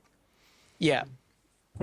Unless he I gets an ethereal blade and a ghost scepter, which is highly inefficient. But no, this is really good. Another person affects is Morphling. Yeah, I that's think what I that's was actually a good buff for Morphling. Is it? Because before you ethereal someone, you Yeah. can't attack. Oh no, that's true actually. Yeah, and the other thing is But it also would it make would him more mean prone that, to being nuked down. Yeah. Yes. Yeah. I actually don't like that aspect of this because I still think there are some aspects of Morphling that need nerfs. At the same time, But I that's don't just think me. he can jump in and kill somebody while still inside waveform now, because I think the projectile will take long enough to hit. that he's going to have to wait. He's actually going to have to land before using Adaptive Strike because, that won't have turned Ethereal yet. It'll also mean that he won't get the damage bonus from waveforming over an Ethereal target because, again, they won't have been hit yet. And all of that, again, I think means that he's... So if he's looking for that jump in, kill somebody, jump out, it's a nerf. But, yeah, you're right. If he's looking for more of that sit in a fight, deal DPS? damage, then it's definitely a bonus. I've just got to get this off my chest while on the subject of morphling. It's a little bit unprofessional, but I've just got to say this. Yep. I really would just like to see him not be able to initiate morphing while inside of Chronosphere or while stunned. I just had to get that off my chest. It's annoying, but I think it's strange that it's Yeah, strange no, that you you go. can do that while you're silenced. I mean, you can't do that while you're silenced, but you can do it while you're silenced. yeah, I you think got at least Chronosphere should be an exception. Let's face Yeah, it. It's Chronosphere. Chrono is the god of all things, and so maybe that should. But I think like you should be able to continue morphing while you're hit. But I think being able to start it and or alternatively, if you get caught while going agi, you should be able to go. You shouldn't be able to go back into strength while stunned. Because you can't while silenced. It seems a bit odd. Anyway, so any final But we thoughts on digress. those two on that Dagon E-Blade combo? Not really. I think it only nerfs one hero, and the E-Blade only situationally slightly buffs another. So Yeah. I think they are quite obviously targeted at Tinker, and I think they are hopefully going to do. I think they will do the job. Yeah. Because rather than yeah. Sorry. The Dagon nerf go Tinker, I ahead. say, is okay, but Ethereal Blade, I think, is a Yeah, no, I lot do better. agree. The Dagon makes it makes a difference on Tinker slightly because he has to be a little bit more careful with his mana. But the E-Blade one does change the item in terms of how quickly you can react to it, which I Yes. think is quite important. Now going back up to Diffusal Blade, so the recipe is reduced slightly, 850 to 700. Agi bonus has been rescaled, so it used to be 25 to 30 when you upgraded it. It starts at 20, upgrades to 35. But the feedback, the mana burn, has been basically just changed to a constant 25. It doesn't scale as you upgrade it. Yeah, I'm not entirely sure. This was already a severely underloved item, and it wasn't primarily purchased for the agility, for the increased agility you get on the second charge, which is the only like the decreased recipe cost is nice, but I don't think that alone would have changed anything. I don't think that the plus 15 agility, like it the only change is that it makes the level 2 upgrade more cost efficient, but I don't think it makes the item much of a better item overall. I think no, you're still not going to upgrade Diffusal Blade. Not until you've used all the Yeah, charges. exactly. At Yeah, least. that is the only time you're going to be upgrading it. I feel as always. The feedback is a little bit nicer. It's a bit of a nerf to Phantom Lancer, but that's about it. Yeah. It's. I think, but one aspect is again we were talking about the purge stuff earlier. So this still relevant. In that maybe you start to see Diffusal Blade picked up a little bit more, especially again against the Zin, Omni Knight was already possible against the Bat Rider. You've Even Warlock. you've Although it's less effective if he's being run as a core. yeah, no, but I mean, but specifically now, I'm just thinking of here, like the Yeah. Zin and the Bat Riders who that stand out to me is, maybe you will actually pick this up against them. I don't see it happening often, but No. yeah, it's something to think about, I guess. Because if you wanted to counter the Ember Spirit, you'd be more likely to pick like a Shadow Demon or something with a long range Yeah. purge. Especially if the Shadow Demon gets an Aghanim Scepter. Yeah, exactly. So now I have Skadi Frost attack speeds blow increased by 10, 35 to 45. Does that even? Has this item ever received a nerf in the history of Dota? It's literally, Like, I just make could it. But yeah, Wait. Let I- me look for it. I think I can find one. maybe. I've been playing since version 6.54, and I don't think I've ever seen this item get nerfed. No, The first it's buff I remember was the recipe cost going down from 1200 to 900. and there was the and change then- where they were like, hey guys, let's make it way more annoying to try and actually build.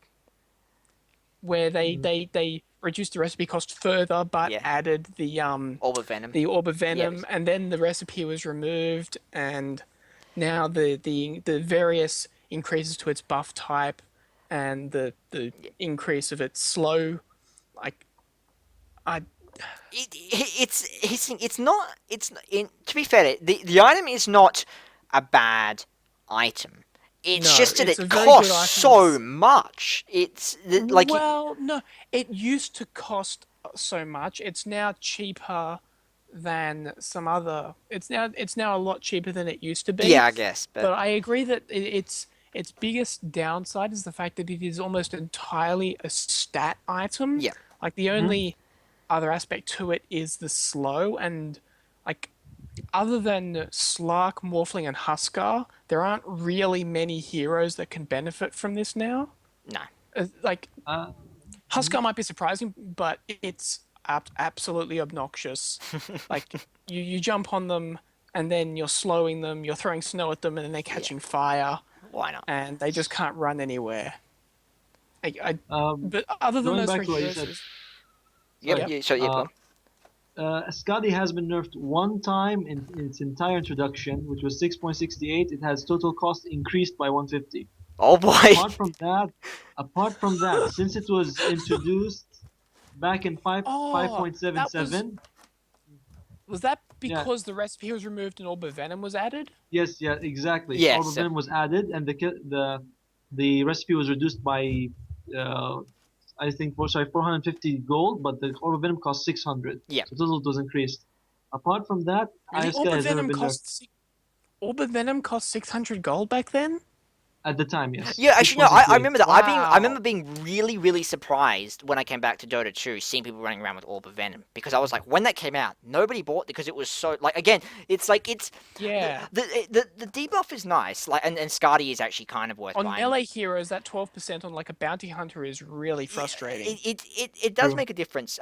This is both talking about Scardy And and it Orb of counts as Venom. Blink But, Dagger, like, mind you. it's just there were always better items, and for Orb of Venom, you know, the wand. Well, at the time when it was 600 gold, there were much better items. But with Scardy, it's Yeah. like if you've got that gold to sink, you want to be thinking more about something like the BKB, your butterfly, your manta, Yeah.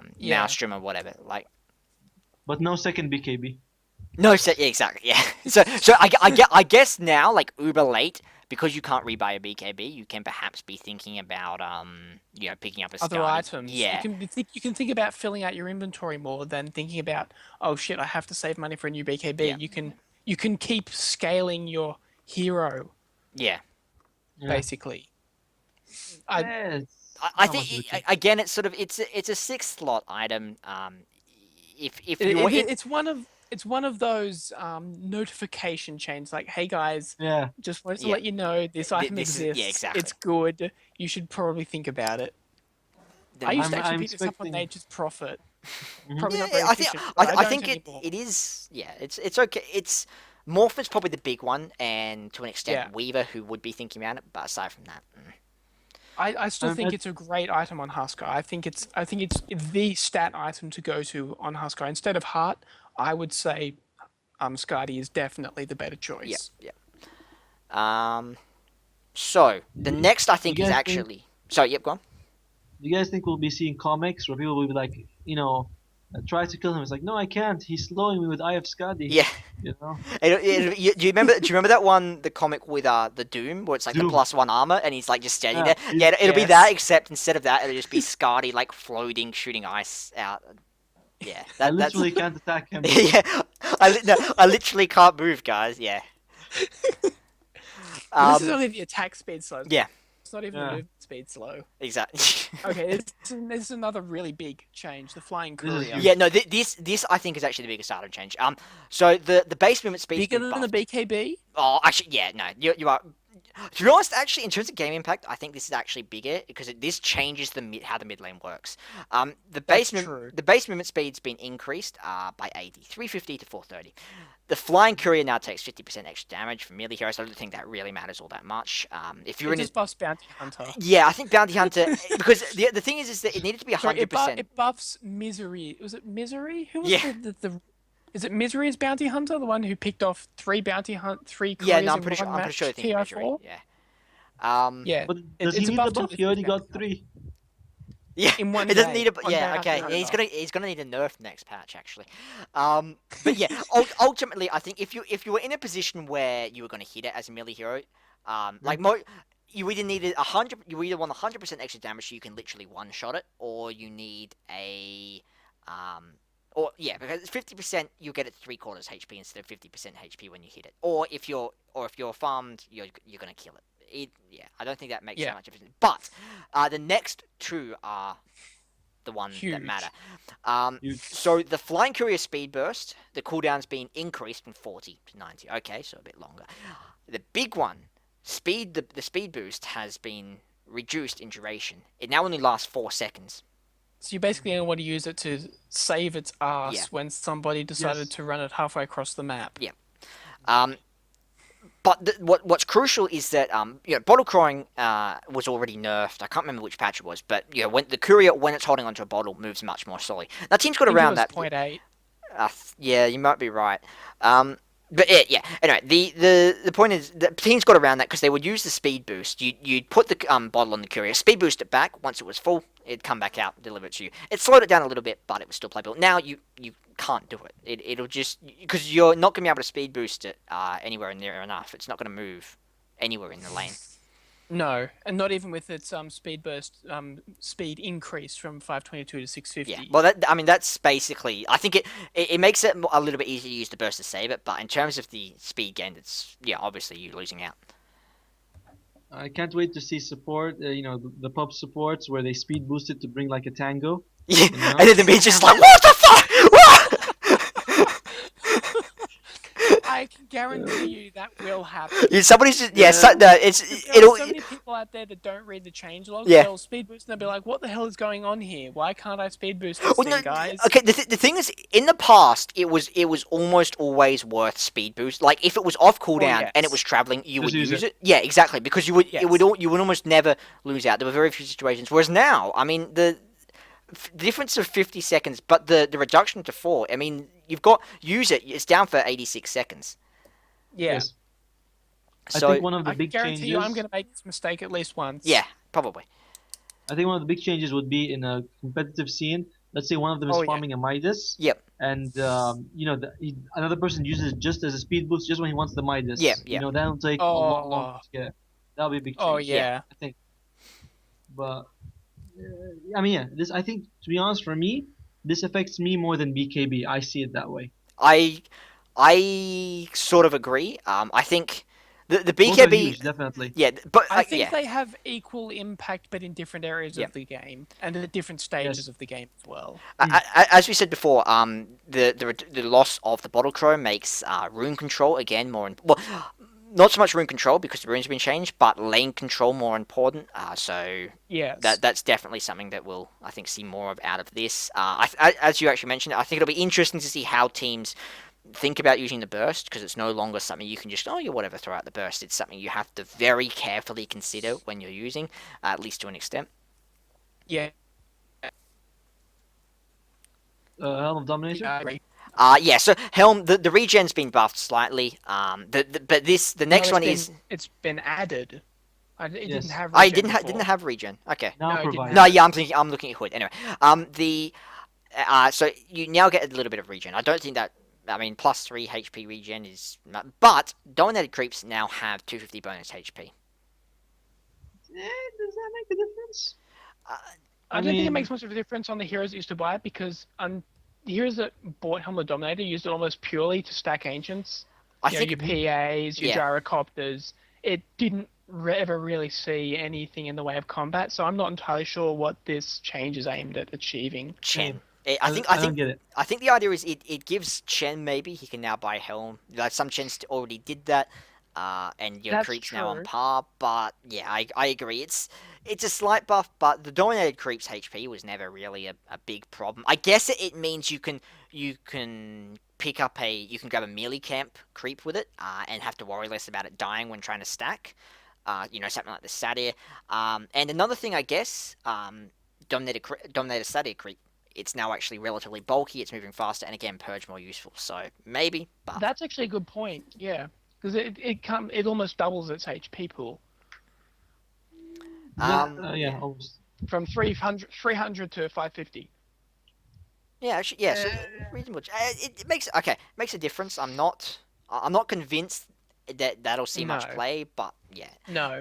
Hood is next. Yeah, I One think HP regen. basically, yeah, you get 1 HP more Just regen. consistency. Yeah, pretty much. Yeah. Lincoln's is basically just it's a little bit I'd it almost doesn't see block this things as much. as a buff. I think it situationally it can be a nerf, but I would also see it as a buff because you can no longer use DPS heroes to just pop it with a lucky proc from Maelstrom and Mjolnir. Yep.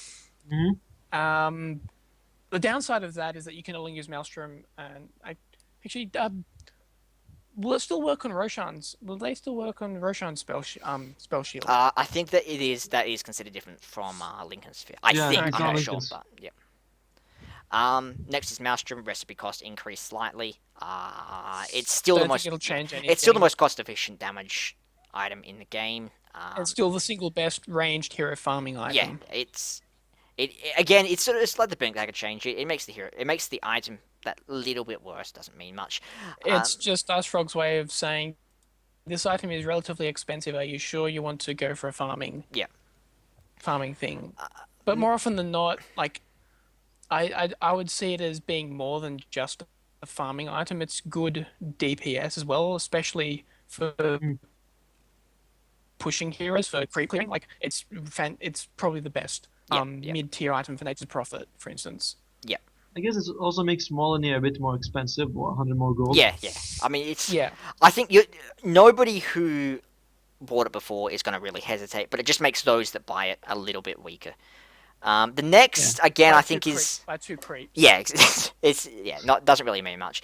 The next Manta style, basically, before when you used Manta, you'd get a slight you get vision in. I think it was in the there's a yeah 1,000 radiance around you, and it was unobstructed, so you could see over trees with it. Now it's 1,000 vision, but it's blocked by trees. You can no longer do the tactical scouting Manta style. Yeah. Oh, that was a very famous strategy, the tactical Manta style. Yes, I saw that quite a bit actually. I think it did need to be changed. I agree. Yeah. I've never noticed it before. I think I knew it gave you vision. I've literally never seen anybody ever use. I mean, clearly they thought it was something worth changing. Yeah. I mean, I've never seen a team. Probably someone with OCD noticed it. Yeah, maybe. Oh yeah.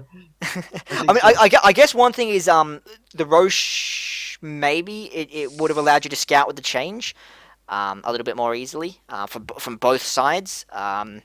Maybe that was the mentality, but yeah, I don't think it matters at all. No. Yeah, I don't think when people were thinking about mapped vision, they're like, let's get a Manta. Yeah. Okay. It's like, gosh, the Bible word's like, nah, you say for Manta. No, That'll bro. make the difference. It's like, bro, relax. I got the map. Yeah. I can see everything. I can see clearly now the Manta's here. Oh boy. Is that the best joke of the? I don't know. Recipe buff slightly. Recipe Whatever. cost? Yeah. Yeah, the recipe okay. cost Yeah, is and just- Mask of Madness gets the same. 100 in both cases. Yeah. Doesn't matter. This one's pretty important. You're talking about change. yeah. I was like, wait, I thought you were talking about the Mask of Madness for a second. I'm like, No. no, all right, no, yeah, but the mech mana cost has been increased by 75, 150 to That's 225. huge. It's been increased by 50%. Like, Yeah. I don't think we'll be seeing any more Vipers or Razors with this. I think I don't think it'll change Bristleback because he's got a 2.8 in gain. He can probably Yeah, take maybe. it, and his mana costs are negligible in terms of their skills. Like, I think he could probably still support this, but I don't think we'll be seeing any more rushed mechs on cores except for maybe Bristleback, and I keep coming back to him, but Huskar. I don't think this will affect Huskar in any way because he doesn't have much of any use for any of his mana pool. I disagree. I think that heroes will still get it rather. Viper and Razor, if they are picked, will still buy the item. But the hero will be a lot weaker for it because they're not going to have the And Viper that's why I especially is not gonna think have they'll much be mana. less likely to buy it. I think some of them may, like, I can foreseeably see Vipers going for Crimson Guard because Viper is another hero that sort of likes to tower dive. Yeah, that's true. with his orbs, and so I think he might almost be better off getting that than a mech, just because he will lose less HP than he will lose a lot less HP from the tankiness that Crimson Guard gives him than he would need to restore with the mech, Yeah. because he won't be losing the health to begin with, and he'll be surplus a whole lot of mana for extra orbs should he need them. So I think it'll reduce the number of cores or times that cores build this item. Yeah. Yeah. I think it's just a big nerf overall, to be Yeah. honest. I was mean, also thinking. You think about support. It'll hurt Yeah. Doom. It'll hurt Yeah, Doom Doom's another a one, lot. but just in terms of supports, honestly, you know, I'm just saying, Jakiro, Disruptor, even Christaman doesn't really have that much mana to use it. She's got no. She's got no She- mana pool. She's Yeah. blonde, man. Come on, no Yeah, one knows. yeah, she's got two ins. But yeah, I mean, even on supports, you have to be thinking about arcanes really seriously if you want to be using mech Yeah. and doing other stuff in fights, because it takes such. One school of thought that I've actually come across says that this actually changes mech from being a support item to a core hero item, because they'll be the only ones with the farm and the XP levels necessary to sustain a mana pool to buy it and to use I it. disagree. I don't think. I'm not saying I think agree with that, but that's another point of view that I've come across looking at it, in that it makes it more of a core only item because they'll be the only heroes that will be able to support the use of it. I think some heroes that could get before can't get anymore, like Yeah. Doom and Centaur. Oh, Doom, I I- think it's out of the question now. And I think He'll that, use mech and then he won't be able to do anything else. No. And I think that the heroes that some of the heroes that used to get, you guys are talking about Viper and Razor. I still think if they can get fast, you'd rather have a more expensive mech than no mech. Yep. No, I agree there. I think Viper and Razor will still get it because they're sort of at the point where they've got they have mana pools to spare. Doom I think won't be able to get it. But One hero. Hmm? Obsidian OD. I think he will be picked more because of this. Firstly, Yeah. he's been buffed, and secondly, the 75 doesn't affect him. No effect for his buff. No. Well, see, his items no longer trigger his essence aura. I also Yeah. think that he's a shit mech carrier because he is the definition of a glass cannon. Anything that is not buffing his int pool is reducing his ability to kill the other team, and that's his sole purpose in Dota, is to kill things with his ultimate and his orb. And anything that gets in the way, like BKB used to, for instance, is a drawback on the hero. I've always been opposed to mech OD just because it delays his becoming anything other than a glorified ranged creep with a strange disable. I sort of agree with that rather to an extent because like OD like Viper and Razor both have quite a bit of utility. They're both already bulky. They both already don't actually need to do much aside from sit in a fight and attack things. And they've got skills that allow them to do a lot of damage with right clicks without having to put much gold in. So I think because of that, I think mech will stay strong on them.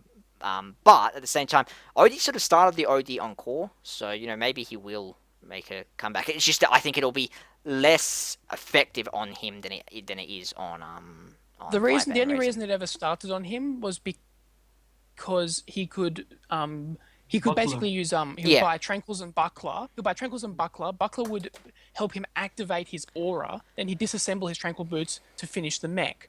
Now you can't disassemble Tranquil boots anymore, and items no longer activate Essence Aura, and they were the primary reasons why he went mech in the first place. It was convenient for his Essence Aura. The fact that it had an AoE heal was almost secondary to the influence it had on whether they bought it or not. But now, without those benefits, I was opposed to mech being bought on him even when that was the thing.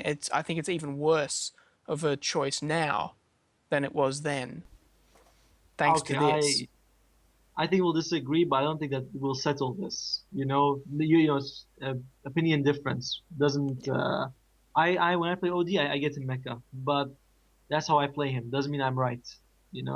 I think So we'll have to sort of see because the one thing is that the game will slow down. We know that, and so as a result, getting the mech quickly won't be quite as important because you're not going to be looking to fight as quickly. So that the heal burst Well, it's still going to be relevant, but it isn't going to be as crucial to have that up at 10 minutes in. Mhm. So I think that may be another part here because you're going to be looking to get it later. It means that the mana cost is still something to be considering. But one thing that shouldn't be discounted is that because games are likely to go longer, the relative time which mech will be strong will be extended, and so in that sense, getting it early will be even stronger than it was before because it'll be useful for even longer. Yeah, At the same time, if you get it earlier, you might not be able to use all your spells with mecha. So that's why getting Yes, it on so course. that's yeah, part of the risk that getting it earlier in this new patch will make it an even stronger item because it'll be useful for longer. But at the same time, it's much more risky to use it because you won't be able to use as many of your yeah. spells. I mean, you'd have to do the maths on Intel pools to really figure out exactly the. Yeah, But I think it brings it out of the. Yeah, I mean, I think the takeaway is that it brings it out of the reach of certain heroes who were already. It was difficult for them, like the Doom, um, and it makes it something that even some supports have to be, sort of yeah. going, can I get this kind I of actually thing. think Viper will have to be careful because like, if he's used his orb too many times, he may not be able to get his ultimate off after he's popped the mech or vice versa. So I think Viper it'll be slightly iffy, Yeah, more so than Razor, who's got a relatively decent int gain. One more hero who, I mean, I'm sure the other heroes, but one more hero I was just thinking of, Enigma cannot get mecha early on, no, and Black Hole. Because Black Hole, Yes, 25 mana cost more, and mecha yeah. 75, that's extra 100. You won't be able to do, you can't, you just can't do it anymore. yeah. Well, I certainly think that it's even less worth leveling up Black Hole than it was beforehand Did people at this do that? point. Yeah, but people who used to rush mecha early game with Enigma, it's like, Yeah, no, yeah, exactly. That I was know. it. not worth it. Well, I mean, one thing is he did get the mana, the blink mana cost change, but it does still. This is a net reduction for him in terms of the amount of mana pool he's got left to play with. So Yeah. yeah. Mm. Um. So next is pipe, which again I think is meaningless. It's again It's just just another. consistent. Yeah, whatever. Yeah. Um. Refresher orb. So the It's somewhat cooldown. ironic. Somewhat ironic change. The reset cooldown's cooldown has gone up.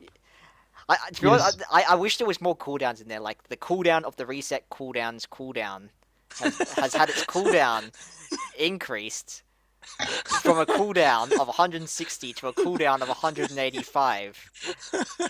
Has been cooled down. It's cooldown. Yeah. So no, I'm so not you can entirely. cool down some more. Yeah, so just something. I mean, I'm not entirely sure that this nerf is really warranted it's because tied. Refresher Orb was never a. It's tied. Nothing else. I think. But it hits a lot of other heroes a lot harder than it hits Tide. Like, I think that with. Like, Tide has received a nerf in this patch, as we'll see, Yeah. but. And along with the blink cost the blink dagger gold cost. But even then I didn't think that Tide would really need this because even the Tide hunters that I've seen picking it up, like they've not managed to get this most of the time before the 35-minute mark. Like Hmm. that's the only hero that I can think of that would get a refresher before that would be Warlock, and this hits him harder than it hits Yeah. Tide. I mean, I'm not. That's it. This Because changed. Tide at least has some usefulness outside of his ultimate in ganks and in fights with like Anchor Smash and Gush. Warlock is useless without his ultimate, let's face it. Like, his other skills are okay, but without his ultimate, he's subpar at best. What did you want Oddly to Unless say? you enough, get him from that. oddly enough, nowadays Warlock is picked for his upheaval, which I think is a bit weird. I know. Oh, well with the cooldown reduction and the Mhm. cast range increase, it's sudden pros have suddenly realized, holy shit, this spell is amazing. What have we been doing this whole time? Shadow Word? Pff, what is this shit? What fatal bonds? Nobody takes fatal bonds anymore. No, yeah. To be honest, I think upheaval is. Like it's always been stupid as a skill. Like it's just that it has always been The just. good Warlock players have always known Yeah. how powerful Upheaval was, and they've been like, it's gonna happen. People are gonna realize it's strong at some point. I It's think. become strong to the point where people are actually playing support Mhm. Warlock around Upheaval. I'm like, this shouldn't work, but it does. Um. But yeah, so do you think does this change real? I mean, it hurts Tide. It hurts, I'd say, Warlock as well. But ultimately, it's a 15-second Magnus, change. Oh yeah, Magnet. it's I guess Mag, but 25 seconds. It actually hurts actually, yeah, wow, Magnus more. yeah, Like relative to the cooldown of the skill you're refreshing, it probably hurts Magnus more than the other two because his ultimate's only Yes. 100 seconds. So there's an 85-second downtime yeah, as opposed to just 25 seconds with the other two heroes. yeah. Yeah, So I mean, anyone who has the shorter your cooldown, the more you're hurt by this. yeah, So Razor, I think will be hurt somewhat by this. You know, he's with getting the two ultimates up at the same Yeah, time. Enigma. Enigma, Yep. global silencer, global silence. I mean, it hurts all of those big ultis. I Yeah. think it's just because one thing is that this meta has been very much a meta of big ultimates. And so Yeah. you take Refresher on down a little bit. You make all of those heroes just that slight bit worse. They're all still They need to wait a little bit longer yeah. I mean, before they can do stuff. it's still going to be a good item. I feel like as long as big ultimates are the name of the game, but Yes. Yeah. it makes them slightly less efficient. Again, it's another game lengthening change. Yeah, exactly. People Well, won't yeah, use I their mean, because that is big one thing. Because before, like for example, with Tide, you could use Refresher whenever Ravage was off cooldown. Like the amount of time it took Pretty Ravage to much. come It off was- cooldown would be almost It was exactly the 10 same. seconds. 10 Yeah. Whereas Yeah. whereas now you're 10 gonna have to be waiting seconds. 25 seconds, so that means you're waiting. After 2 fights, you've waited a minute longer. After three, yeah. So it's something that will add up. Yeah. So Shadow it doesn't Shaman. look like a Yeah, Shadow yeah, Shaman's another one. yeah, definitely. Zeus. Was he picked ever? Yeah. Actually, no, Okay. that's a huge nerf to Zeus because his ultimate's only 90 90. seconds at cooldown at all levels. It's actually quite a heavy nerf to Zeus. And of course Doom. Yeah, Doom's another one. Yeah. Although I have not actually seen as many refresher Dooms He as tends I would have thought. he tends to be picked more like it is something that's picked up later, but I think it's less like basic. Like on Tide, you pretty much get it after you finished your It's a basic. strange sixth slot refresher orb rather than third slot for most heroes. Yeah, so it's I mean that's pretty much it. It's going to hurt any hero that bought it, but do we think it's going to actually not get picked up because of this nerf? I don't think any heroes that picked it up before won't pick it up Yeah. now. Like those same heroes that pick it up now were the same heroes that picked up when they had a 210 second cooldown. Like It's true. Zeus still picked it up when they had a 210 second cooldown. So I don't Yeah. think it'll change. It'll do is make it that little bit longer. That's Absolutely. So next is Ring of Protection. The armor has been increased by 1, and the gold cost has been increased by 25. So it now costs 200. One thing gold. about this armor. Yep. It doesn't go into buckler. Exactly. That's wait. Sorry, Buckler or you mean Basilius? Buckler. I think already gives some +3, doesn't it? Are you guys No, talking no, about buckler gives +2. No, You guys- sorry. Not. Oh, wait. Sorry. Ignore me. No, Buckler uses chainmail. Buckler uses chainmail. Yeah, Yeah, exactly. my You're, mistake, you're my talking about mistake. Basil. Yeah, no, that was what I got from it as well. So I mean, nobody's going to buy a Naked Ring of Protection for this. I sometimes do one offlane bounty hunter. It's either the Ring of Protection or the Stout Shield, But depends on what. but what I mean is, if you pick up the Ring of Protection, you're not like you're going to upgrade it into Basil, like Or Tranquil Boots. yeah, If you- if you that's the other thing. Like I actually Tranquil's yeah. Well, the armor doesn't. Yeah, never mind. Tranquil Boots give +4 armor, so this changes neither here nor there with relation Yeah, to those boots. exactly. So does this matter? I'm just trying to think in terms of starting gold. Phoenix might be hit slightly. Well, here's the thing. It costs 25 gold more, and the starting gold got increased by 25. Okay, so yeah, so with that the means right nothing. combinations, you should maybe still be able to pick this up. Yeah, I think it makes As I a said, difference. I might actually consider this on Offlane Bounty Hunter instead of a Stout Shield, now that it's got extra armor. Because Bounty Hunter with a GG branch has 6 base armor. So Yeah. you add Yes. another 3 to that. He's walking into lane with 9 armor. Like, who needs a Stout Shield when you walk into lane with 9 base armor? pretty much. Like Spirit Breaker, please. Yeah, Spirit but Breaker. it's still No. like nah. I mean I don't know if you bought Ring of Protection, you're gonna buy Ring of Protection. It means to me it's a very meaningless change. I disagree. You okay? Well, I- yeah. I- I mean, I so also why do you think it's strong? I don't know. Personally, I think for me, I play some heroes where I get ring of protection early. Biggest example I think would be Weaver, who has Yep, like yep. one armor. You get this, you go from 3 to 4. That's a Yeah, difference. that's You know, 6%. Actually, you'll feel no, it. that's a good point. I mean, maybe he like you said, bounty hunter. Sometimes you yeah don't want to get a stout shield because you can upgrade it. You know, you're not upgrading it to a vanguard, maybe to a poor man's shield, which is not as useful. You want to go Aquila, but Yep. you have to choose yeah ring of protection or for me, I like this. 25 extra gold anyway. Doesn't make a difference to my purchase list for some heroes. yeah. I So one actually I armor, it's good. Yeah, I actually think it's probably the most flexible buff for Bounty Hunter because if I'm maxing my Shuriken, I'll go Tranquil Boots, which means I'll get this first now because it's now probably slightly better than a Stout Shield, and if I'm going for like a maxed crit, I'll be going Phase Boots Aquila, which means I would still want this. Yeah. So I think it's a I think Weaver and Bounty Hunter it's a good buff for both of those heroes. Another thing is that anyone who builds Ring of Basilisk cannot buy it from the side shop. So you start with Ring of Protection. Yeah, Yeah, So when you go into the lane, you have one extra armor, uh, and then you can buy Basilisk later. So that duration yeah, between buying Ring of Protection and upgrading it makes a difference. fair yeah. enough. I agree. At least, yeah, Any I final definitely, thoughts? Or I definitely like it. yep, yep. Yeah, I like it as well. Cool. So the next